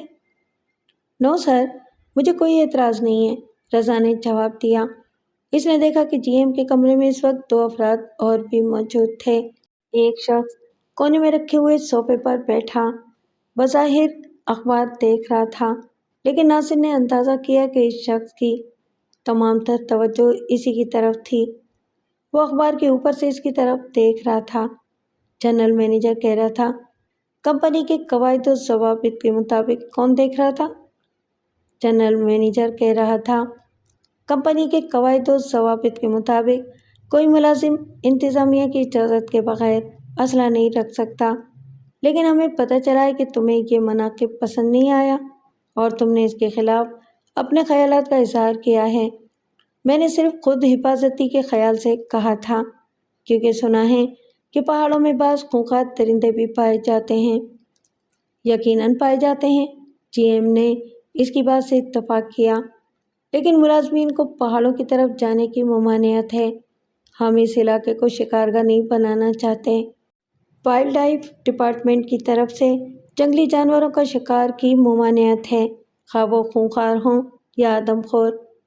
हिफाजत के लिए हमारे मुसल्लह मुहाफ़िज़ मौजूद हैं। ओके सर, मैं आइंदा ख्याल रखूँगा। Good bye. जनरल मैनेजर ने कहा, मुझे तुमसे यही उम्मीद थी। And there is a good news for you. दीगर अफसरों की तरह यहाँ पर तुम्हारे लिए खाना और रिहाइश फ्री होगी। इसके अलावा तुम 70% आउट स्टेशन अलाउंस के हकदार होगे। इसने कैलकुलेटर पर हिसाब लगाया और इसका चेहरा खुशी से चमक उठा। शुक्रिया सर। शुक्रिया अदा करने का एक तरीका और भी है कि कंपनी के मफादात से वफादारी हो सकता है तुम्हें किसी वक्त कोई ऐसी चीज़ नज़र आ जाए जो तुम्हारे ख्याल में अप टू द मार्क ना हो, लेकिन तुम्हें इस चीज़ को नज़रअंदाज कर देना होगा। Yes sir. तभी अखबार पढ़ने वाले शख्स ने अखबार एक तरफ रख दिया और बोला, और ये बात तुम्हारे हक़ में बेहतर होगी। रज़ा उसका चेहरा देखकर चौंक गया। अगरचे इसके चेहरे पर मूछें और फ्रंट कट दाढ़ी ज़ायद नज़र आ रही थी, ताहम रज़ा ने इसे पहचान लिया। वो नरीमा बेगम का शौकत सिराज अली था। अगर रज़ा ने इसकी मुख्तलिफ तस्वीरें न देखी होती तो इसे पहचान न पाता। इसके बाल रंगे हुए थे और आंखों पर गहरे रंग का चश्मा था। वो अपनी उम्र से 10 साल छोटा लग रहा था। सर, आप मुझे हमेशा कंपनी का वफादार पाएंगे, रज़ा ने कहा। मैंने अपनी बेहतरी के लिए ही मुलाजमत की है। वो सोचने लगा, जहाँ इतनी ज़बरदस्त मराद मिल रही हों वहाँ मोहतात रहना ज़रूरी था। तीसरे हफ्ते नादिया ने रज़ा को फ़ोन किया और राब्ता मिलने के बाद कहा, हेलो रज़ा, तुम्हारी कज़न नादिया बोल रही हूँ, कैसे हो? बिल्कुल ठीक हूँ, रज़ा ने जवाब दिया। इसने महसूस किया कि नादिया ने लफ्ज़ कज़न पर खासा जोर दिया था और गालिबन के लफ्ज़ उसने एहतियातन इस्तेमाल किया था। मुझे उम्मीद नहीं थी कि तुम फ़ोन करोगी। डोंट वरी, मैं तुम्हारी एक और उम्मीद पर पानी फेरने वाली हूँ। हम अगले हफ्ते जमरूद पहुँच रहे हैं। हम? रज़ा ने फ़िक्रमंदी से पूछा। मैं और रबिया हनीफ, मामू हनीफ की बेटी रबिया। डैडी हमें जमरूद तक छोड़ने आएंगे। हम मंगल के रोज़ तकरीबन 3 बजे जमरूद पहुँचेंगे। हमें लेने के लिए पहुँच जाना, ठीक है? वो बड़ी अपनाई से बात कर रही थी और रज़ा की खुशी से बातें खिली जा रही थीं। इसने सोचा, अब इसमें कोई शक नहीं रहा कि नादिया मुझे अपना शरीक हयात मुंतखब कर चुकी है। इसके मुँह से बेख्तियार ये जुमला निकल गया, खुशामदीद। और हाँ सुनो, यहाँ कुछ पाबंदियाँ हैं, मुझे इजाज़त लेना पड़ेगी। अरे, इजाज़त की क्या बात है? हम कोई खैर तो नहीं है, तुम्हारी कज़न्स हैं। मैं तुम्हारे चचा की बेटी हूँ और रबिया मेरे मामू की बेटी है। रज़ा कदरे चौंका। क्या नादिया ऑपरेटर को सुना रही थी या इसे कोई इशारा दे रही थी? शायद वो ये चाहती थी कि रज़ा इसी रिश्ते से इसका तारुफ कराए ताकि किसी को उंगली उठाने का मौका ना मिले। फिर भी इंतज़ामिया से इजाज़त लेनी ज़रूरी है, नासिर रज़ा ने कहा। मैं तुम्हें 1 घंटे के बाद फ़ोन करता हूँ। फ़ोन बंद करने के बाद इसने इंटरकॉम पर जीएम का नंबर मिलाया और मुलाकात की इजाज़त चाही, जो फ़ौरन मिल गई। वो अपने कमरे से निकलकर जीएम के कमरे में पहुंचा और कहा, सर, मेरी 2 कज़न सैर के लिए यहाँ आना चाह रही हैं। This is not a picnic place, general manager ने कहा। क्या तुमने इन्हें यहाँ आने की दावत दी है? मेरी एक कज़न नादिया हसन पाशा جیولوجی کی اسٹوڈنٹ ہے۔ اسے کوہستانی مٹی اور پتھروں کی اسٹڈی کرنے کا بہت شوق ہے۔ ابھی تھوڑی دیر پہلے اس نے فون کیا تھا، لیکن میں نے انہیں صاف کہہ دیا ہے کہ میں انتظامیہ کی اجازت کے بغیر اسے یہاں آنے کی دعوت نہیں دے سکتا۔ دوسری کزن کا نام کیا ہے؟ ربیہ حنیف، رضا نے جواب دیا۔ نادیہ میری چچا کی بیٹی اور شاکرہ ماموں کی بیٹی ہے۔ جنرل مینیجر نے دونوں نام نوٹ کر لیے اور رضا سے کہا کہ وہ تھوڑی دیر میں جواب دے گا۔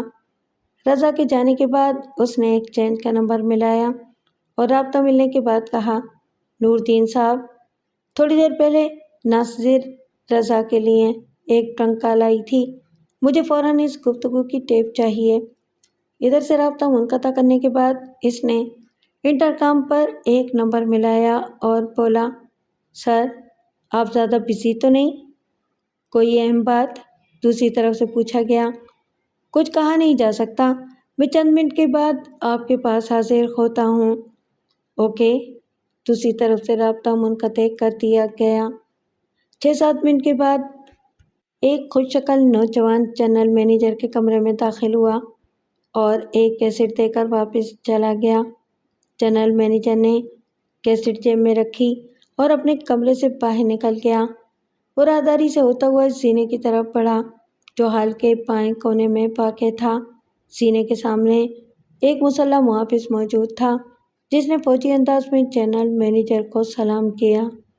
جنرل مینیجر سینہ طے کر کے اوپر پہنچا اور ایک ایسے کمرے میں داخل ہو گیا جس کے باہر چیئرمین کی تختیل لگی ہوئی تھی۔ کمرے میں 2 افراد موجود تھے۔ سراج علی ایک بڑی سی میز کے پیچھے بیٹھا ہوا تھا۔ داہنی طرف اس کی خوبرو بیوی حمیرہ بیٹھی تھی۔ جنرل مینیجر نے سلام کیا اور شیلف پر رکھے ہوئے ٹیپ ریکارڈر پر کیسٹ لگاتے ہوئے بولا، ہمارے مکینیکل انجینئر کی 2 کزنز بذریعہ تفریح یہاں آنا چاہتی ہیں۔ اس کی ایک کزن نے تھوڑی دیر پہلے اسے فون کیا تھا۔ یہ ان کی گفتگو کی کیسٹ ہے۔ اس نے بٹن دبایا اور ایک کرسی پر بیٹھ گیا۔ لمحے بھر کے بعد نادیہ کی آواز کمرے میں گونجی، ہیلو ناصر، تمہاری کزن نادیہ بول رہی ہوں، کیسے ہو؟ کیسٹ چلتی رہی اور تینوں خاموشی سے گفتگو سنتے رہے۔ جب بات چیت ختم ہوئی تو جنرل مینیجر نے کہا، ناصر اجازت لینے میرے پاس آیا تھا۔ سراج علی نے اپنی خوبرو بیوی کی طرف دیکھا اور بولا، کیا خیال ہے؟ حمیرہ نے کندھے اچکائے بولی، اس گفتگو میں تو کوئی قابل اعتراض بات نہیں، لیکن مجھے ان ماڈرن چھوکریوں کی آمد پسند نہیں ہے۔ ناصر رضا کا کہنا ہے کہ اس کی کزن نادیہ پاشا جیولوجی کی اسٹوڈنٹ ہے۔ وہ یہاں مٹی اور پتھروں کی اسٹڈی کرنا چاہتی ہے۔ یہ آج کل کے نوجوانوں کو نہ جانے کیا کیا خفت ہو گئے ہیں، عجیب عجیب کام کرنے لگے ہیں، حمیرہ بیگم نے کہا۔ فرحان صاحب، لڑکیوں کو آنے کی اجازت دے دیں، سراج علی نے کہا۔ ہمیں اپنے اصولوں میں اتنا سخت بھی نہیں ہونا چاہیے، جیسا کہ بیگم نے کہا۔ یہ یقیناً خپتی قسم کی لڑکیاں ہیں۔ I would like to see them. آخری جملہ سن کر حمیرہ بیگم نے تیوری چڑھائی۔ اسے معلوم تھا کہ اس کا بوڑھا شوہر حسن پرست ہے اور خصوصاً کالج گرلز کی محفل میں بہت خوش ہوتا ہے۔ نادیہ سرسبز وادی دیکھ کر بہت خوش ہوئی۔ وہ پی کیپ جینز اور فل بوٹ میں خاصی پرکشش لگ رہی تھی۔ اس نے گرے رنگ کی کالر والی شرٹ کے اوپر گلابی جیکٹ پہن رکھی تھی اور آنکھوں پر رنگین چشمہ بھی تھا۔ ربیہ نامی لڑکی جسے اس نے اپنی کزن بتایا تھا، 17-18 سال کی ایک شوق سی لڑکی تھی۔ اس کے بال کندھوں تک لمبے تھے اور وہ ریشمی شلوار سوٹ میں ملبوس تھی۔ نادیہ کے کندھے پر ایک خوبصورت کیمرہ بھی لٹک رہا تھا۔ ناصر نے اسے جمرود قصبے میں ہی بتا دیا تھا کہ مل کے آس پاس کیمرہ رکھنے کی اجازت نہیں ہے، اس لیے وہ ڈیڈی کے ہاتھ کیمرہ واپس بھجوا دے، لیکن نادیہ نے کہا کہ وہ جنرل مینیجر سے اجازت لے لے گی۔ اب وہ ناصر رضا کے بنگلے کے سامنے اتر کر پرشوق نظروں سے آس پاس کے مناظر کا جائزہ لے رہی تھی۔ ایک دفعہ اس نے بے خیالی میں ایک خوبصورت منظر اتارنے کا فیصلہ کیا تو رضا نے اسے روک دیا نہیں، اس نے کہا، ابھی نہیں۔ تمہیں کمپنی کے قواعد و ضوابط کی خلاف ورزی نہیں کرنا چاہیے، اس سے میری پوزیشن خراب ہو جائے گی۔ I take care companies rules and regulation, لیکن تمہاری خاطر میں رک جاتی ہوں۔ عین اسی لمحے اور اسی وقت وہاں سے تقریباً 2 فلانگ دور ایک بلند جگہ پر درختوں کے جھنڈ میں ایک جیپ کھڑی تھی جس میں جنرل مینیجر اور سراج بیٹھے تھے، دونوں پاورفل دوربینوں کے ساتھ ناصر اور اس کے مہمانوں کا جائزہ لے رہے تھے۔ یہ کام عموماً سراج کے کارندے کرتے تھے، لیکن چونکہ آنے والی 2 لڑکیاں تھیں اس لیے سراج نے خود انہیں واچ کرنے کا فیصلہ کیا۔ جب ناصر رضا نے نادیہ کو تصویر اتارنے سے منع کیا تو جنرل مینیجر نے کہا، ناصر رضا ایک بااصول نوجوان معلوم ہوتا ہے، ہم اس پر واقعی بھروسہ کر سکتے ہیں۔ سراج اپنی دوربین نادیہ پر فوکس کرتے ہوئے بولا، یہ جینس اور جیکٹ والی لڑکی خاصی دلچسپ معلوم ہوتی ہے۔ مسٹر ناصر کو پیغام بھجوا دیں کہ ان کے مہمان آج ہمارے ہاں رات کا کھانا کھائیں گے۔ ناصر رضا چیئرمین کی دعوت کا پیغام پا کر بہت خوش ہوا۔ نادیہ کی آمد اس کے لیے خوش کن ثابت ہوئی تھی، اس کی وجہ سے اسے سراج کے قریب ہونے کا موقع مل رہا تھا۔ اس موقع سے فائدہ اٹھاتے ہوئے وہ سراج کی تصویر حاصل کرنے کی کوشش کر سکتا تھا۔ شام کی چائے انہوں نے آفیسرز کلب میں پی اور مختلف لوگوں سے گپ شپ کرتے رہے۔ چائے کے بعد ربیہ ٹیبل ٹینس کھیلنے لگی اور ناصر رضا نادیہ کو ایک طرف لے گیا۔ نادیہ، کیا میں تم پر اعتماد کر سکتا ہوں؟ او ڈیئر، نادیہ نے حیرانی سے کہا، کیا ابھی تک یہ سلسلہ بغیر اعتماد کے چل رہا ہے؟ یہ بات نہیں ہے، ناصر رضا نے دھیمی آواز میں کہا، یہ سوال میں نے اس لیے کیا ہے کہ بعض اوقات اصول اعتماد کی راہ میں حائل ہو جاتے ہیں۔ دراصل مجھے کچھ اس طرح سوال کرنا چاہیے تھا کہ کیا تم آؤٹ آف دا وے جا کر میری مدد کر سکتی ہو؟ کر سکتی ہوں، بشرطے کہ ایسا کرنا میرے اختیار میں ہو۔ مجھے اپنے چیئرمین اور اس کی بیوی کی تازہ ترین تصویر چاہیے۔ نادیہ کے چہرے پر لمحے بھر کے لیے بڑی سنجیدہ قسم کی حیرت نمودار ہوئی، لیکن فوراً ہی اس کی جگہ ایک سادہ سا تاثر نمودار ہو گیا۔ بولی، تم اپنے چیئرمین سے اجازت لے کر بآسانی تصویر اتار سکتے ہو؟ ہاں، یہ بظاہر یہ بات آسان لگتی ہے، مگر میرا چیئرمین سے درخواست کرنا کچھ عجیب معلوم ہوگا، خصوصاً اس لیے بھی کہ مجھے اس کی بیوی کی تصویر بھی چاہیے۔ البتہ تمہاری بات اور ہے، تم یہ کہہ سکتی ہو کہ تمہیں اپنے سفر کی یادگار کے طور پر تصویر چاہیے۔ تم نے تو کہا تھا یہاں تصویریں اتارنا منع ہے۔ منع تو ہے، لیکن اگر چیئرمین اجازت دے دے تو بھی تصویر اتاری جا سکتی ہیں۔ میں ٹرائی تو کر سکتی ہوں، نادیہ نے کہا، پھر بھویں سکیڑ کر بولی، لیکن تمہیں چیئرمین اور اس کی بیوی کی تصویریں کیوں چاہیے؟ ناصر اس اچانک سوال کے لیے تیار نہیں تھا، متذبذب لہجے میں بولا، بس یوں ہی؟ اس کا مطلب ہے کہ تم بے اعتماد کے قائل ہو؟ میں تو تم پر اعتماد کرتے ہوئے اس جنگل میں تمہارے پاس آ گئی ہوں، لیکن تم مجھ پر اعتماد کرتے ہوئے ڈرتے ہو۔ نہیں، یہ بات نہیں ہے، دراصل یہ تصویر کسی اور کو چاہیے۔ کس کو؟ نادیہ نے جاننا چاہا۔ جس نے یہ تصویر مانگی ہے، اس نے سخت رازداری کی تاکید کی ہے۔ مجھے امید ہے کہ تم اس رازداری کا خیال رکھو گی۔ خاصی دلچسپ سچویشن معلوم ہوتی ہے، نادیہ نے کہا، اب زیادہ سسپینس پیدا نہ کرو۔ یہ تصویر چیئرمین کی پہلی بیوی نے مانگی ہے، بیگم نریما سراج نے۔ یہاں جو بیوی ہے وہ سراج علی کی دوسری بیوی ہے۔ غالباً پہلی بیوی کوئی کیس ویس کرنا چاہتی ہوگی۔ ہاں، کچھ ایسی ہی بات ہے۔ تمہیں اپنے باس کے ساتھ وفاداری کرنی چاہیے۔ ہاں، یہ تو ہے، لیکن 2 باتیں اس وفاداری میں رکاوٹ بن رہی ہیں۔ خاصی سلو موشن میں آگے بڑھ رہے ہو، ایک دفعہ ساری باتیں کیوں نہیں بتا دیتے؟ ناصر رضا ایک لمحے رک کر بولا، پہلی بات تو یہ ہے کہ نریما بیگم کے ساتھ خاصا ظلم ہوا ہے۔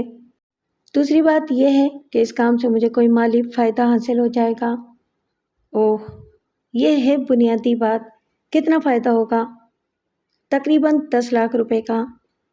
نوٹ بیڈ، نادیہ نے آنکھیں پھیلائیں، میں تمہاری مدد کرنے کی کوشش کروں گی، ڈونٹ وری۔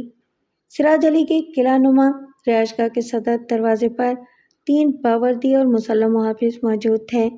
ناصر رضا اپنے خوبصورت مہمانوں کے ہمراہ کمپنی کی جیپ میں وہاں پہنچا اور دروازہ کھلوانے کے لیے ہارن بجایا۔ ایک محافظ باہر آیا اور تنقیدی نظروں سے مہمانوں کا جائزہ لیا۔ نادیہ نے اپنا پرس اور کیمرہ گود میں رکھا ہوا تھا۔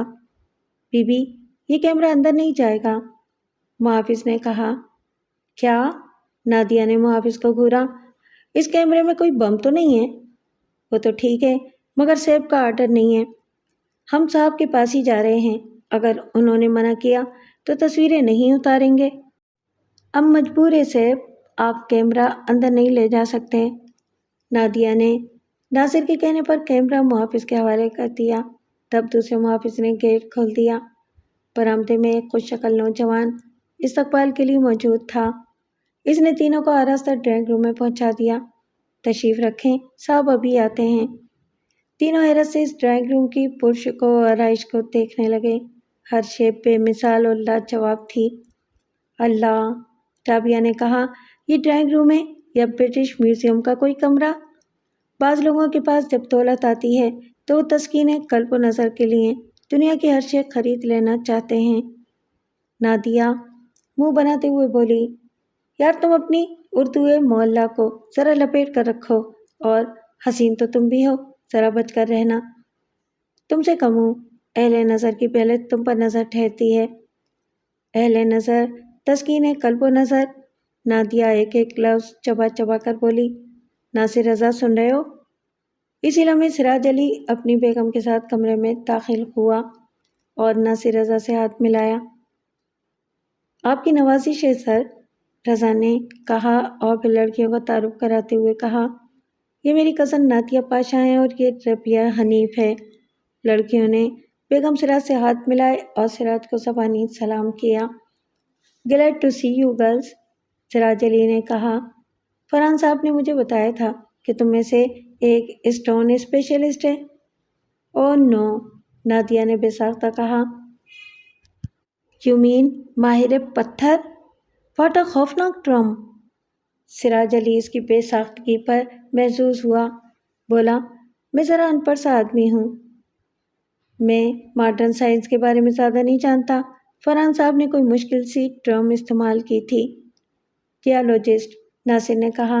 نادیہ آج کل جیالوجی اور سفرالوجی پڑھ رہی ہیں۔ ونڈرفل، ونڈرفل، سراج علی نے کہا۔ اس کی نظر نادیہ پر جمی ہوئی تھی، جو سفید شرٹ، براؤن پتلون، گلابی جیکٹ اور فل بوٹ پہنے ہوئے تھی۔ آنکھوں پر گہرے رنگ کا چشمہ تھا، سر پر پی کیپ اور کندھے پر شولڈر بیگ لٹک رہا تھا۔ سر، مجھے یہاں آ کر خوشی نہیں ہوئی کیونکہ گیٹ پر ہماری تلاشی لی گئی تھی اور ہمارا کیمرہ ضبط کر لیا گیا تھا۔ اوہ، ڈونٹ وری، تمہارا کیمرہ تمہیں واپس مل جائے گا۔ دراصل یہاں کیمرہ استعمال کرنے کی اجازت نہیں ہے۔ ہم آپ کے ساتھ چند تصویریں اتروانا چاہتے تھے، نادیہ نے کہا، اور کوئی ایسی بات نہیں تھی۔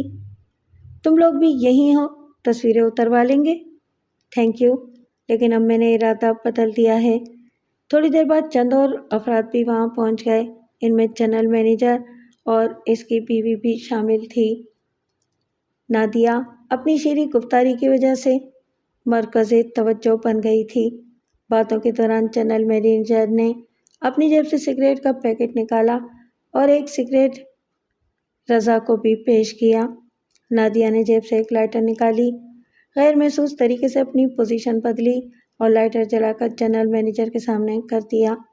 لائٹر کے جلنے کے ساتھ ہی اندر سے مدھم موسیقی کی آواز سنائی دینے لگی۔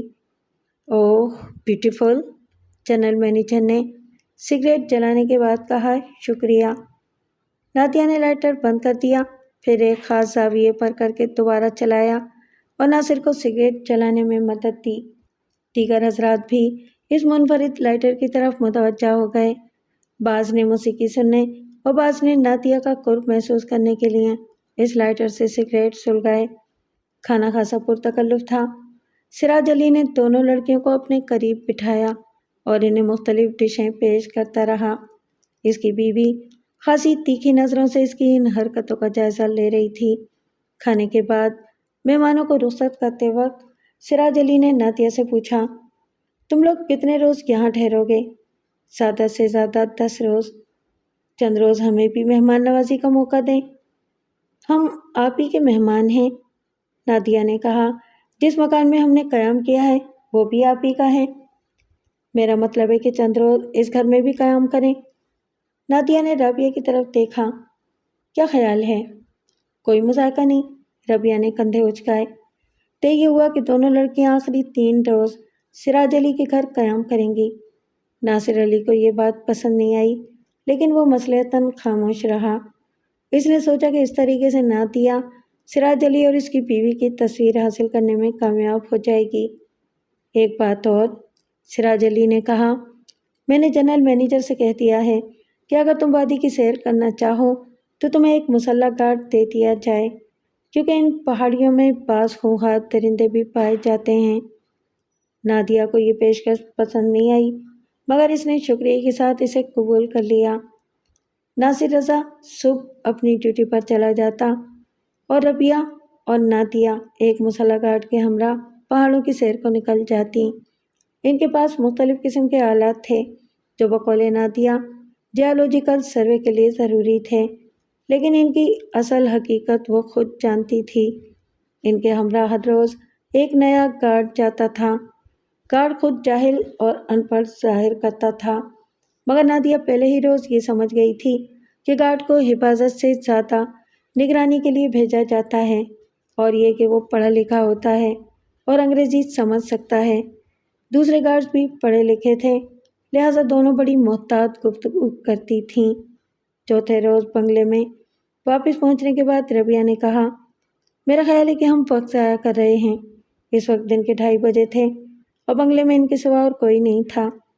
نادیہ نے تمام کمروں کا اچھی طرح جائزہ لیا، پھر بیرونی دروازہ بند کرنے کے بعد بولی، تم نے ایک بات نوٹ کی ہوگی کہ محافظوں نے ہمیں مل کے پچھلے حصے کی طرف نہیں جانے دیا۔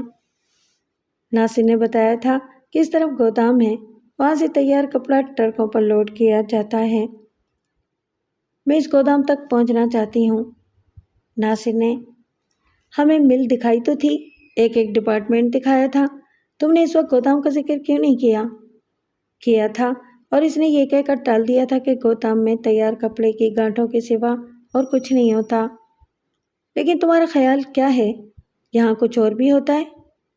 یہ تو دیکھنے کے بعد ہی پتہ چلے گا۔ ہم آج رات کو گودام میں داخل ہونے کی کوشش کریں گے۔ رات کو؟ رابعہ فکر مندی سے نادیہ کو گھورنے لگی۔ ناصر رضا مل سے نکل کر ایڈمنسٹریشن بلڈنگ میں داخل ہوا اور جنرل مینیجر کے کمرے کی طرف بڑھا۔ اس وقت شام کے 5:30 بجے تھے اور دفتر کا اسٹاف چھٹی کر چکا تھا۔ جنرل مینیجر عموماً 6 بجے چھٹی کرتا تھا۔ ناصر دروازے کے قریب پہنچا تو اندر سے ایک چپراسی نکلا اور ناصر سے مخاطب ہو کر بولا، سر، آپ نے جی ایم صاحب کو تو نہیں دیکھا؟ نہیں، ناصر نے جواب دیا، میں تو انہی سے ملنے آیا ہوں۔ میں نے انہیں کینٹین میں دیکھا تھا۔ چپراسی بیرونی دروازے کی طرف بڑھتے ہوئے بولا، چیئرمین صاحب انہیں یاد کر رہے ہیں۔ ناصر رضا نے کمرے میں جھانک کر دیکھا، اندر کوئی نہیں تھا۔ اسے خیال آیا کہ وہ اس موقع سے فائدہ اٹھاتے ہوئے نریمہ بیگم کے لیے کوئی تحریری ثبوت حاصل کر سکتا ہے۔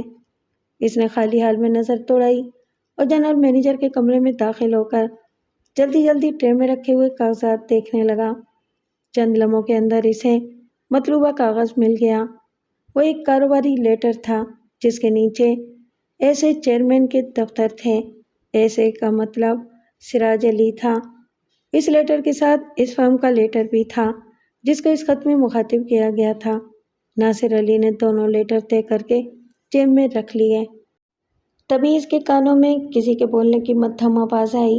اس نے گھبرا کر پیچھے دیکھا، لیکن وہ آواز اس ریسیور میں سے آ رہی تھی جو میز پر رکھا تھا۔ ناصر علی جانے لگا، پھر کچھ سوچ کر رک گیا۔ غالباً چپراسی اسی فون کے سلسلے میں جنرل مینیجر کو تلاش کرنے گیا تھا۔ واضح طور پر دوسری طرف چیئرمین تھا۔ ناصر علی نے احتیاط سے ریسیور اٹھا کر کان سے لگایا۔ دوسری طرف چیئرمین ہی تھا۔ وہ کسی سے کہہ رہا تھا، اب پیچھے ہٹنے کا سوال ہی پیدا نہیں ہوتا، اب یا تو ہماری گردن یا ان کی گردن۔ اگر ہم پیچھے ہٹے تو گئے۔ وہ ہم پر ہاتھ ڈال دیں گے۔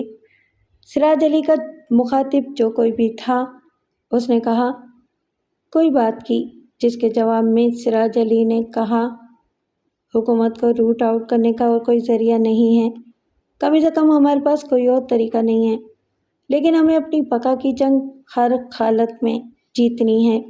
ہم جگہ جگہ دھماکے کریں گے، اغوا اور ڈکیتیوں کو فروغ دیں گے، امن و امان کے مسائل پیدا کریں گے، ایک گروہ کے آدمیوں کو اس طرح قتل کریں گے کہ الزام ان کے مخالف گروہ پر جائے، چھوٹے چھوٹے گروپوں کو اور طلباء کی تنظیموں کو بدامنی پھیلانے کے لیے استعمال کریں گے۔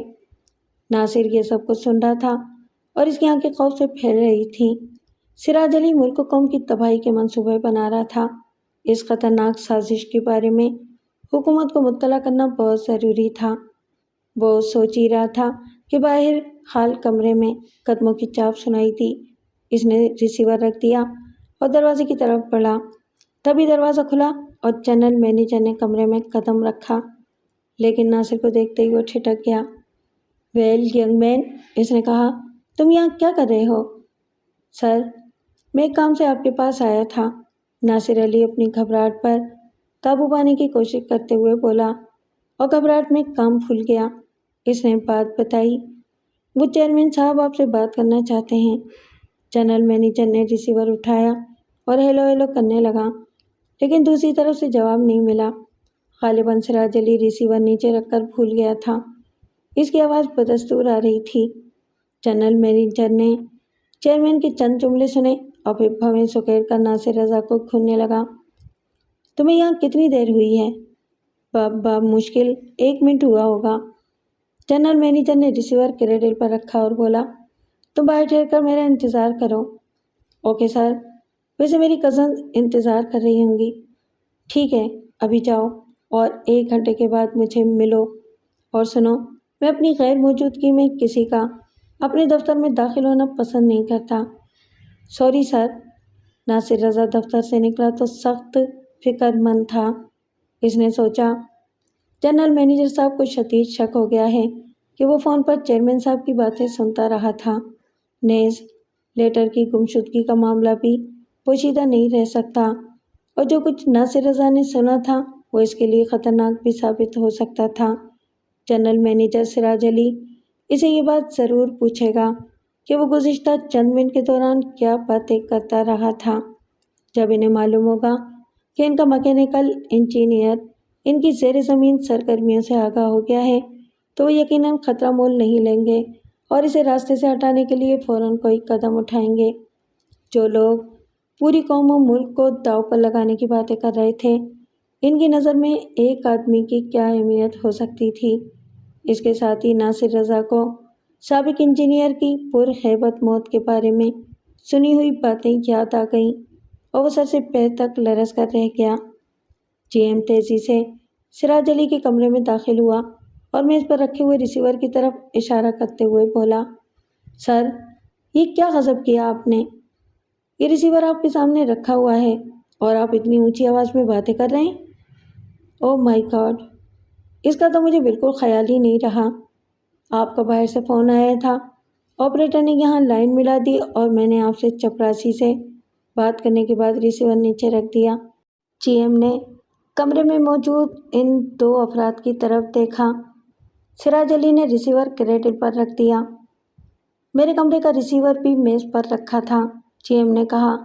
آپ گزشتہ 5-10 منٹ کے دوران کیا گفتگو کرتے رہے تھے؟ Any thing serious? Very serious. میرے ریسیور میں آپ کی آواز صاف سنائی دے رہی تھی اور ہمارا ینگ میکینیکل انجینئر کمرے میں موجود تھا۔ مجھے اندیشہ ہے کہ اس نے آپ کی باتیں سن لی ہیں، کیونکہ مجھے دیکھ کر وہ کچھ گھبرا سا گیا تھا۔ اوہ، یہ تو بہت برا ہوا۔ ہم اپنے اندرونی معاملات کے بارے میں بات چیت کر رہے تھے۔ آر یو شور کہ ناصر میری باتیں سنتا رہا تھا؟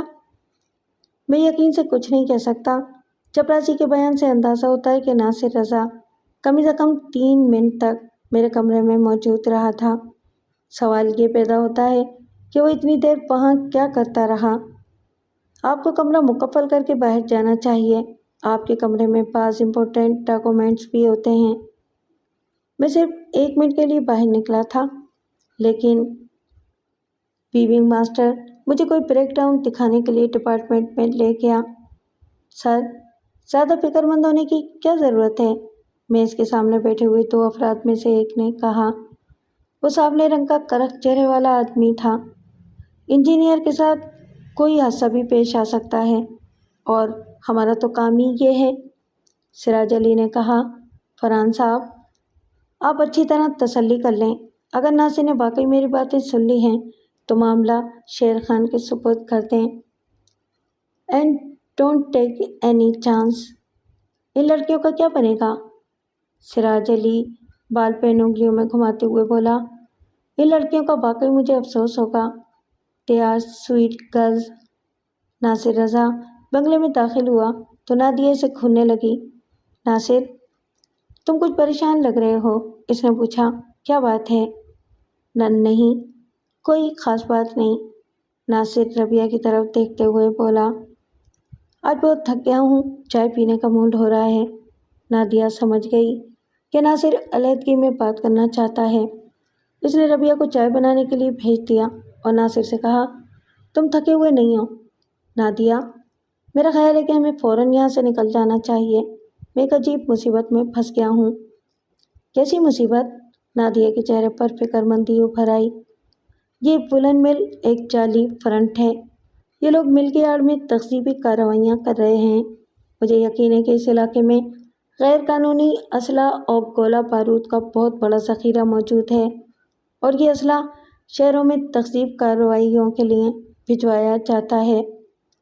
تمہیں یہ سب کیسے معلوم ہوا؟ ناصر رضا نے اس گفتگو کی تفصیل بتائی جو اس نے فون پر سنی تھی، اور یہ بھی بتایا کہ جنرل مینیجر کو اس پر شک ہو گیا ہے۔ اس کے علاوہ میں نے جنرل مینیجر کی ٹریس ہے 2 لیٹر بھی اڑا لیے ہیں۔ ناصر نے مزید کہا، کل تک ان خطوط کی گمشدگی کا انکشاف بھی ہو جائے گا۔ نادیہ کے چہرے پر نظر آنے والی فکر مندی گہری ہو گئی۔ وہ 1 منٹ میں واپس آنے کا کہہ کر بیڈ روم میں چلی گئی۔ وہاں اس نے اندر سے دروازہ بند کیا اور اپنے پرس سے ایک پاکٹ ٹرانسسٹر نکال کر اس کا ایریل کھینچا، پھر سیل والا خانہ کھول کر ایک خفیہ بٹن دبایا۔ اس کے ساتھ ہی ریڈیو وائرلیس سیٹ میں تبدیل ہو گیا۔ نادیہ نے ایک اور بٹن دبایا اور وائرلیس کو کان سے لگا کر انتظار کرنے لگی۔ لمحے بھر کے بعد دوسری طرف سے ایک مدھم آواز سنائی دی، ABC testing, testing, ABC testing, yes, operation 302 speaking, Nadia نے دھیمی آواز میں کہا۔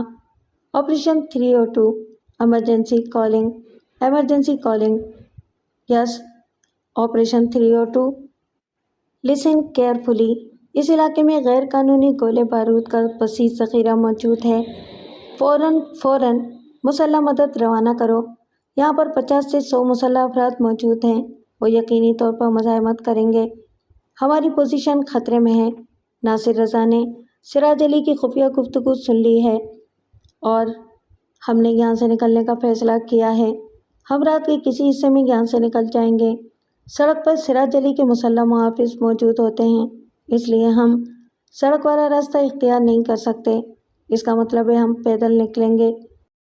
ہماری مدد کو الرٹ کر دیجیے گا۔ اس کا انحصار صورتحال پر ہے، نادی نے کہا۔ Over and all. اس نے وائرلیس کو ٹرانسسٹر میں تبدیل کر کے پرس میں رکھا اور واپس ڈرائنگ روم میں پہنچ گئی۔ اس کے چہرے پر پائی جانے والی فکر مندی قدرے کم ہو گئی تھی۔ ربیہ صوفے پر بیٹھی چائے بنا رہی تھی، اور ناصر رضا کھڑکی کے قریب دور تک پھیلے ہوئے پہاڑی سلسلے کو گھور رہا تھا۔ وہ سوچ رہا تھا کہ کیا وہ ان پہاڑوں سے زندہ سلامت نکل جائیں گے۔ چائے تیار ہے، ربیہ نے کہا۔ ناصر رضا واپس مڑا اور آہستہ چلتا ہوا صوفے پر جا بیٹھا۔ اسے دیگر باتوں کے علاوہ نوکری جانے کا افسوس بھی تھا۔ اس نے سراج علی کے متعلق کاغذی ثبوت تو حاصل کر لیا تھا، مگر تصویر حاصل کرنے میں ناکام رہا تھا۔ گویا 10 لاکھ روپے والا خواب بھی ادھورا ہی تھا۔ چائے کے بعد وہ اٹھتے ہوئے بولا، میں جنرل مینیجر سے ملنے جا رہا ہوں، جلدی واپس آنے کی کوشش کروں گا۔ نادیہ اسے دروازے تک چھوڑنے گئی اور بولی، میں نے مدد کا انتظام کر لیا ہے، اس یقین کے ساتھ جنرل مینیجر سے ملو کہ تم کچھ نہیں جانتے اور تم نے کچھ نہیں سنا۔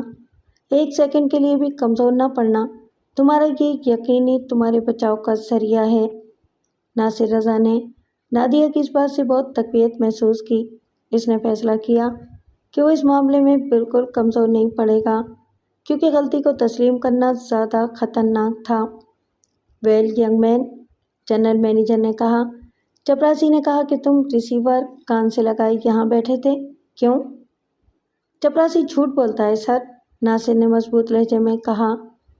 میں 1 منٹ یہاں ٹھہر کر کینٹین کی طرف چلا گیا تھا، کیونکہ چپراسی نے کہا تھا کہ آپ کینٹین میں ہوں گے، لیکن جب آپ کینٹین میں نہیں نظر آئے تو میں سمجھا کہ آپ دوسری طرف سے دفتر چلے گئے ہوں گے، لہٰذا میں واپس آ گیا اور دوبارہ دفتر میں دیکھا۔ دیکھنے اور اندر داخل ہونے میں بہت فرق ہے، میں نے تمہیں کمرے کے اندر دیکھا تھا۔ ناصر رضا نے اس بات کا جواب بھی سوچ لیا تھا، بولا، چپراسی نے بتایا کہ چیئرمین صاحب آپ کو یاد کر رہے ہیں۔ جب میں نے ریسیور میز پر رکھا دیکھا تو سوچا کہ چیئرمین صاحب کو بتا دوں کہ آپ سیٹ پر نہیں ہیں۔ اتنے میں باہر قدموں کی آواز سنائی دی اور میں سمجھ گیا کہ آپ واپس آ گئے ہیں۔ تمہارا مطلب ہے کہ تم نے ریسیور کو ہاتھ نہیں لگایا؟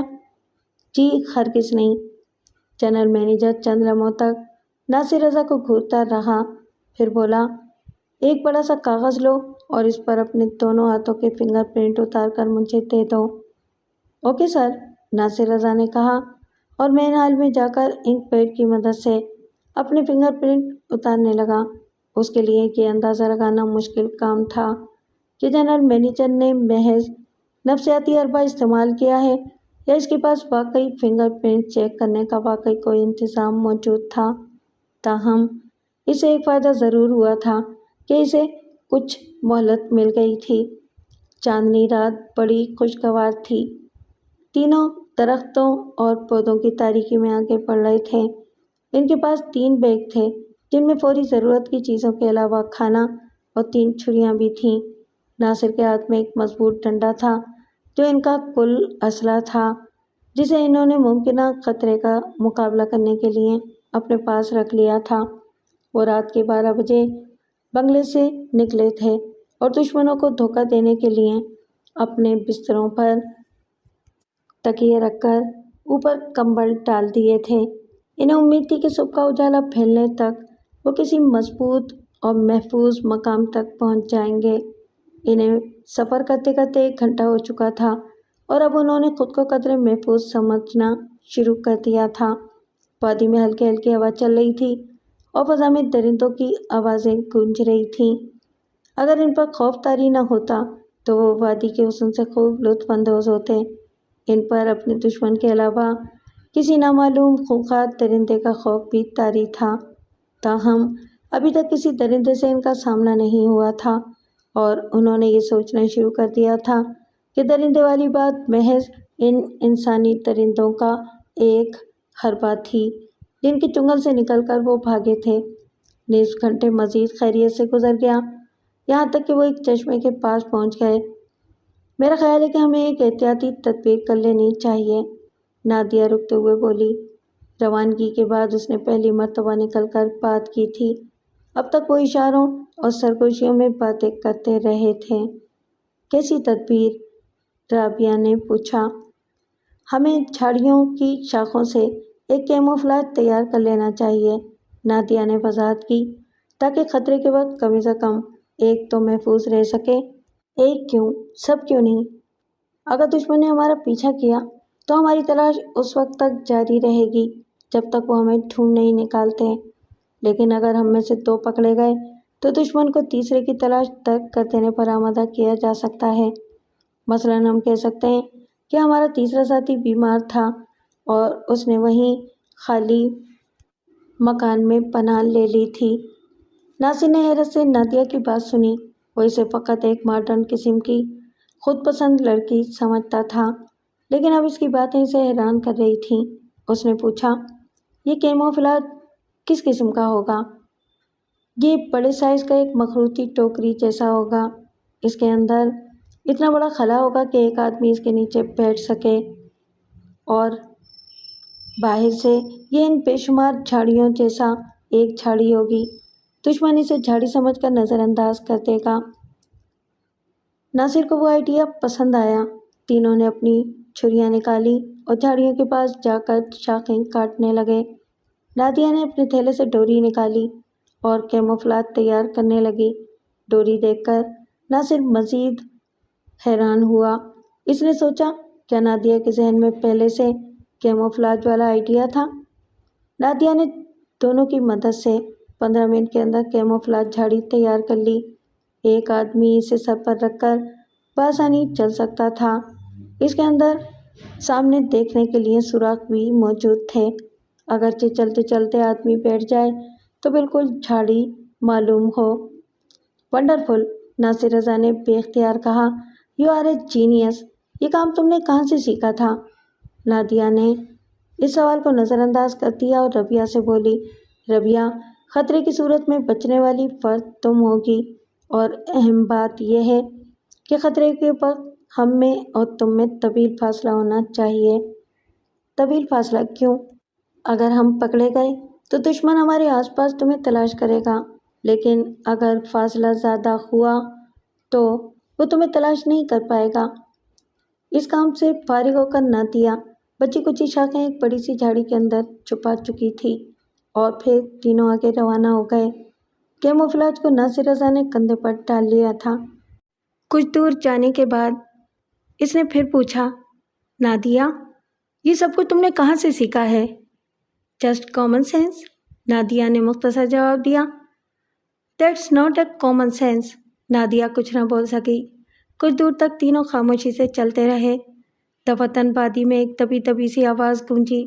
تینوں نے خوف زدہ نظروں سے ایک دوسرے کو دیکھا۔ ربیہ نے پوچھا، یہ آواز کیسی تھی؟ شاید کسی جنگلی جانور کی آواز تھی، ناصر رضا نے بے یقینی سے کہا۔ اس کا خیال اس خواہشام جنگلی درندے کی طرف چلا گیا تھا جو مبینہ طور پر کئی انسانوں کو ہلاک کر چکا تھا۔ لمحے بھر کے بعد آواز دوبارہ سنائی دی۔ اس دفعہ وہ پہلے سے واضح تھی۔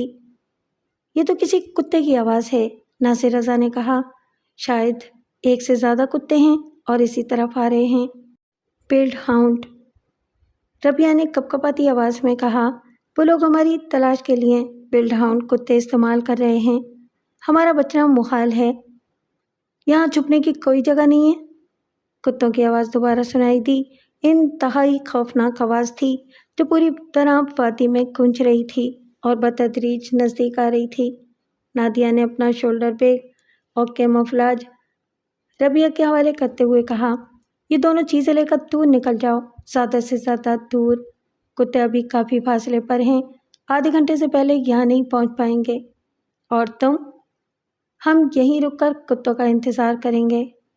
یہ خودکشی ہوگی، ناصر رضا نے کہا۔ ہم کتوں سے زیادہ تیز نہیں دوڑ سکتے، نادیہ نے کہا۔ اس کا لہجہ پرسکون تھا، اور ہانپتے ہوئے کتوں کا شکار بننا ہرگز مناسب نہیں۔ تم جلدی سے نکل جاؤ، اس نے ربیہ سے کہا۔ نصف گھنٹے میں تم کم از کم 3 کلومیٹر دور نکل جاؤ گی۔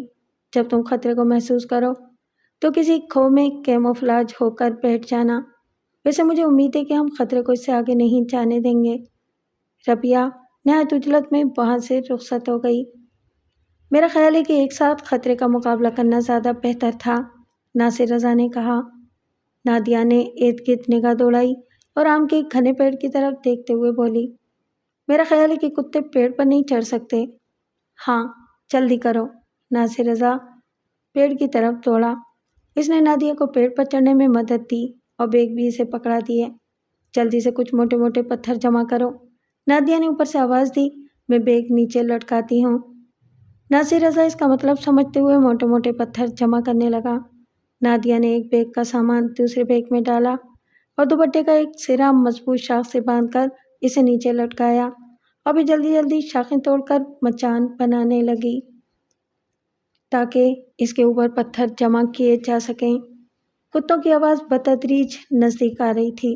15-20 منٹ کے اندر دونوں نے پتھروں کی ایک بڑی مقدار مچان کے اوپر جمع کر لی۔ इसी असना में कुत्ते इतने करीब पहुंच गए थे कि इनके हाँफने की आवाज़ें भी आने लगी थीं। तब नासिर रज़ा भी मचान के ऊपर पहुंच गया। लम्हे भर के बाद 2 खौफनाक बिल्ड हाउंड्स खुली जगह पर नमूदार हुए। वो ज़मीन को सूंघते हुए तेज़ी से आगे बढ़ रहे थे और वाज़े तौर पर इन्हें इंसानों का शिकार करने के लिए ख़ास तौर पर ट्रेंड किया गया था। नासिर और नादिया मचान पर होने के बावजूद इनकी दहशत महसूस कर रहे थे। दोनों कुत्ते पहले थोड़ा सा आगे निकल गए। माय गॉड, नादिया ने घबरा कर कहा, हमने रबिया को आगे भेजकर अच्छा नहीं किया। अभी इसकी बात पूरी भी नहीं हुई थी कि दोनों कुत्ते मुड़े और सीधे आम के दरख्त के नीचे पहुंच गए। फिर वो अगले पंजे उठाकर पेड़ पर चढ़ने की कोशिश करने लगे। इनकी ज़बानें बाहर निकली हुई थीं और नोकीले दांत नादिया और नासिर पर लर्ज़ा तारी कर रहे थे। वो जिस अंदाज में उछल रहे थे, इसे लगता था कि वो ऊपर पहुंचकर ही दम लेंगे। नासिर रज़ा ने अपने हवास मुजतमा किए और एक भारी पत्थर दोनों हाथों में पकड़ लिया। वो 4-5 किलो वजनी पत्थर था। एक पत्थर नादिया ने भी उठा लिया। दोनों ने एक एक कुत्ते का निशाना लिया और एक झटके में इनके सरों पर पत्थर दे मारे। नादिया का निशाना खता हो गया क्योंकि कुत्ता अचानक एक तरफ हो गया था। नासिर का पत्थर ठीक निशाने पर लगा और कुत्ता तने के पास ढेर हो गया, लेकिन अभी इसमें खासा दम था। वो आहिस्ता आहिस्ता पीछे सिरकने लगा।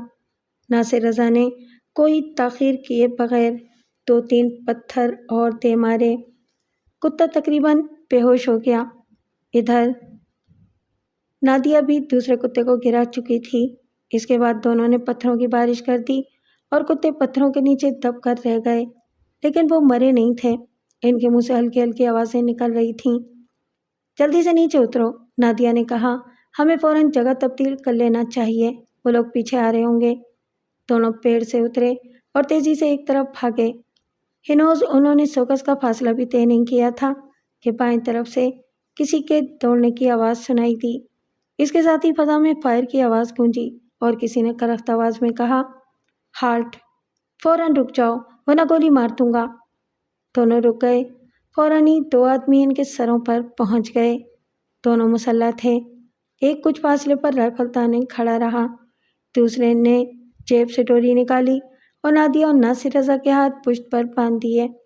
इसी लम्हे एक तीसरा आदमी दौड़ता हुआ वहां पहुंचा और हाँफते हुए बोला, वो कुत्ते उधर पत्थरों के नीचे दबे पड़े हैं, तकरीबन मर चुके हैं। बात ख़त्म करते ही इसने नासिर और नादिया को ठोकरें और थप्पड़ मारने शुरू कर दिए। ये दोनों भी कुत्ते की मौत मरेंगे, ले चलो इनको। लेकिन ठहरो, एक लड़की और भी थी, वो कहाँ है? वो बीमार है, नासिर रज़ा ने कहा। इसे हम एक क्वार्टर में छोड़ आए हैं। हमें इधर उधर देख लेना चाहिए, हो सकता है कि ये झूठ बोल रहा हो, इनमें से एक बोला। इसी लम्हे किसी गाड़ी की मध्यम आवाज़ सुनाई दी और वो दोनों चौंक कर उधर देखने लगे। ये आवाज़ जमरूद की तरफ से आ रही है, एक आदमी ने कहा। आज तो कोई माल नहीं आना था। आवाज़ बतदरीज नुमायाँ होती जा रही थी। चंद लम्हों के बाद ये अंदाज़ा हुआ कि वो एक गाड़ी की नहीं, कई गाड़ियों की आवाज़ें थीं और वो सब भारी गाड़ियाँ लगती थीं। दिलावर खान, ये फौजी गाड़ियों की आवाज़ें हैं, दूसरे आदमी ने कहा। कहीं ये लोग छापा मारने तो नहीं आ रहे? इसी लम्हे फ़ज़ा में हेलीकॉप्टर की आवाज़ गूंजती सुनाई दी। छापा, दिलावर खान चिल्लाया, यहाँ से निकल चलो। इनका क्या करें? पहले आदमी ने पूछा। शूट कर दें? ठीक है, दिलावर तामुल करते हुए बोला। अब कोई फ़ायदा नहीं, इनको भूल जाओ और यहाँ से निकल चलो। हेलीकॉप्टर नीची परवाज़ कर रहा था और सर्च लाइट से वादी का जायज़ा ले रहा था। दिलावर खान और इसके साथी एक तरफ भाग खड़े हुए। नादिया और नासिर रज़ा हेलीकॉप्टर की तरफ देखकर उछलने लगे। इनके हाथ बंधे हुए थे, इसलिए वो हाथ नहीं हिला सकते थे। हेलीकॉप्टर ने इन्हें देख लिया और कुछ दूर एक खुली जगह पर उतर गया। नासिर रज़ा और नादिया दौड़कर वहां पहुंच गए। वो एक फौजी हेलीकॉप्टर था और तीनों बावर्दी फौजी बाहर खड़े थे। दो ने नासिर रज़ा और नादिया की रस्सियां खोल दी। तीसरा फौजी कर्नल की वर्दी में था। नासिर इसकी तरफ देखकर आंखें झपकाने लगा। वो अहमद हसन था। नादिया ने इसे फौजी अंदाज में सैल्यूट किया और बोली, sir, I hope you got my message. یس یس، احمد حسن نے کہا۔ Well done captain Nadia Pasha. Captain Nadia Pasha? Nasir Raza نے حیرت سے دہرایا۔ نادیہ نے تعارف کراتے ہوئے کہا، ناصر رضا، یہ میرے کمانڈنگ آفیسر کرنل احمد حسین ہیں، اور سر مسٹر ناصر رضا کو تو آپ جانتے ہی ہیں۔ کرنل نے رضا سے ہاتھ ملایا اور اس کا کندھا تھپ تھپاتے ہوئے کہا، سوری مسٹر ناصر رضا، ہم نے تمہیں شروع میں ساری بات نہیں بتائی تھی۔ بہرحال تمہارے تعاون کا شکریہ۔ کیپٹن نادیہ پاشا کا تعلق انٹیلیجنس بیورو سے ہے۔ اور ہاں، لیفٹیننٹ رابعہ حنیف کہاں ہیں؟ وہ 2-3 کلومیٹر آگے ہوگی، نادیہ نے بتایا۔ ہم نے اسے احتیاطاً آگے بھیج دیا تھا۔ کرنل نے 2 فوجی اس کی تلاش میں دوڑ آئے، جو چند منٹ میں اسے لے کر واپس آ گئے۔ اسی اثنا میں تقریباً درجن بھر فوجی ٹرک ان کے قریب سے گزر کر آگے بڑھ گئے۔ ان کا رخ جمرود کی طرف تھا۔ ناصر رضا اس صورتحال سے خاصا پریشان ہو رہا تھا۔ نادیہ کے بارے میں اس نے جتنے خواب دیکھے تھے وہ سب بکھرتے جا رہے تھے۔ ناصر رضا، تم کچھ پریشان لگ رہے ہو۔ شاید، ناصر رضا نے ہولے سے کہا۔ تمہارے لیے ایک خوشخبری ہے، نادیہ نے کہا۔ میں نے سراج علی اور اس کی بیوی کی تصویریں اتار لی تھیں، تمہیں اس کے پرنٹ مل جائیں گے۔ لیکن تم تو سراج سے صرف ایک دفعہ ملی تھیں اور تمہارا کیمرہ گیٹ پر رکھوا لیا گیا تھا۔ کرنل احمد حسن نے جیب سے سگریٹ نکال کر ہونٹوں میں دبایا تو نادیہ نے فوراً جیب سے لائٹر نکال کر اسے جلایا اور کرنل کا سگریٹ سلگانے کے بعد بولی، آج کل ٹوئن ون کی وجہ سے کافی سہولت ہو گئی ہے۔ او مائی گاڈ، یعنی اس لائٹر کے اندر کیمرہ بھی ہے؟ نادیہ نے صرف مسکرانے پر اکتفا کیا۔ لمحے بھر کے بعد جمرود مل کی جانب سے فائرنگ کی آوازیں آنے لگیں۔ کرنل احمد حسن نے کہا، چلو واپس چلیں، ہمارا ریسکیو مشن مکمل ہو گیا ہے۔ ہیلی کاپٹر پہاڑوں سے بلند ہوا، واپس مڑا اور تیزی سے اپنی منزل کی طرف روانہ ہو گیا۔ چند لمحوں کی خاموشی کے بعد نادیہ نے سنجیدگی سے کہا، ناصر رضا، اپنی منگیتر کو میری طرف سے سوری کہہ دینا۔ یہ سب کچھ ملک کے وسیع تر مفاد میں کیا گیا تھا۔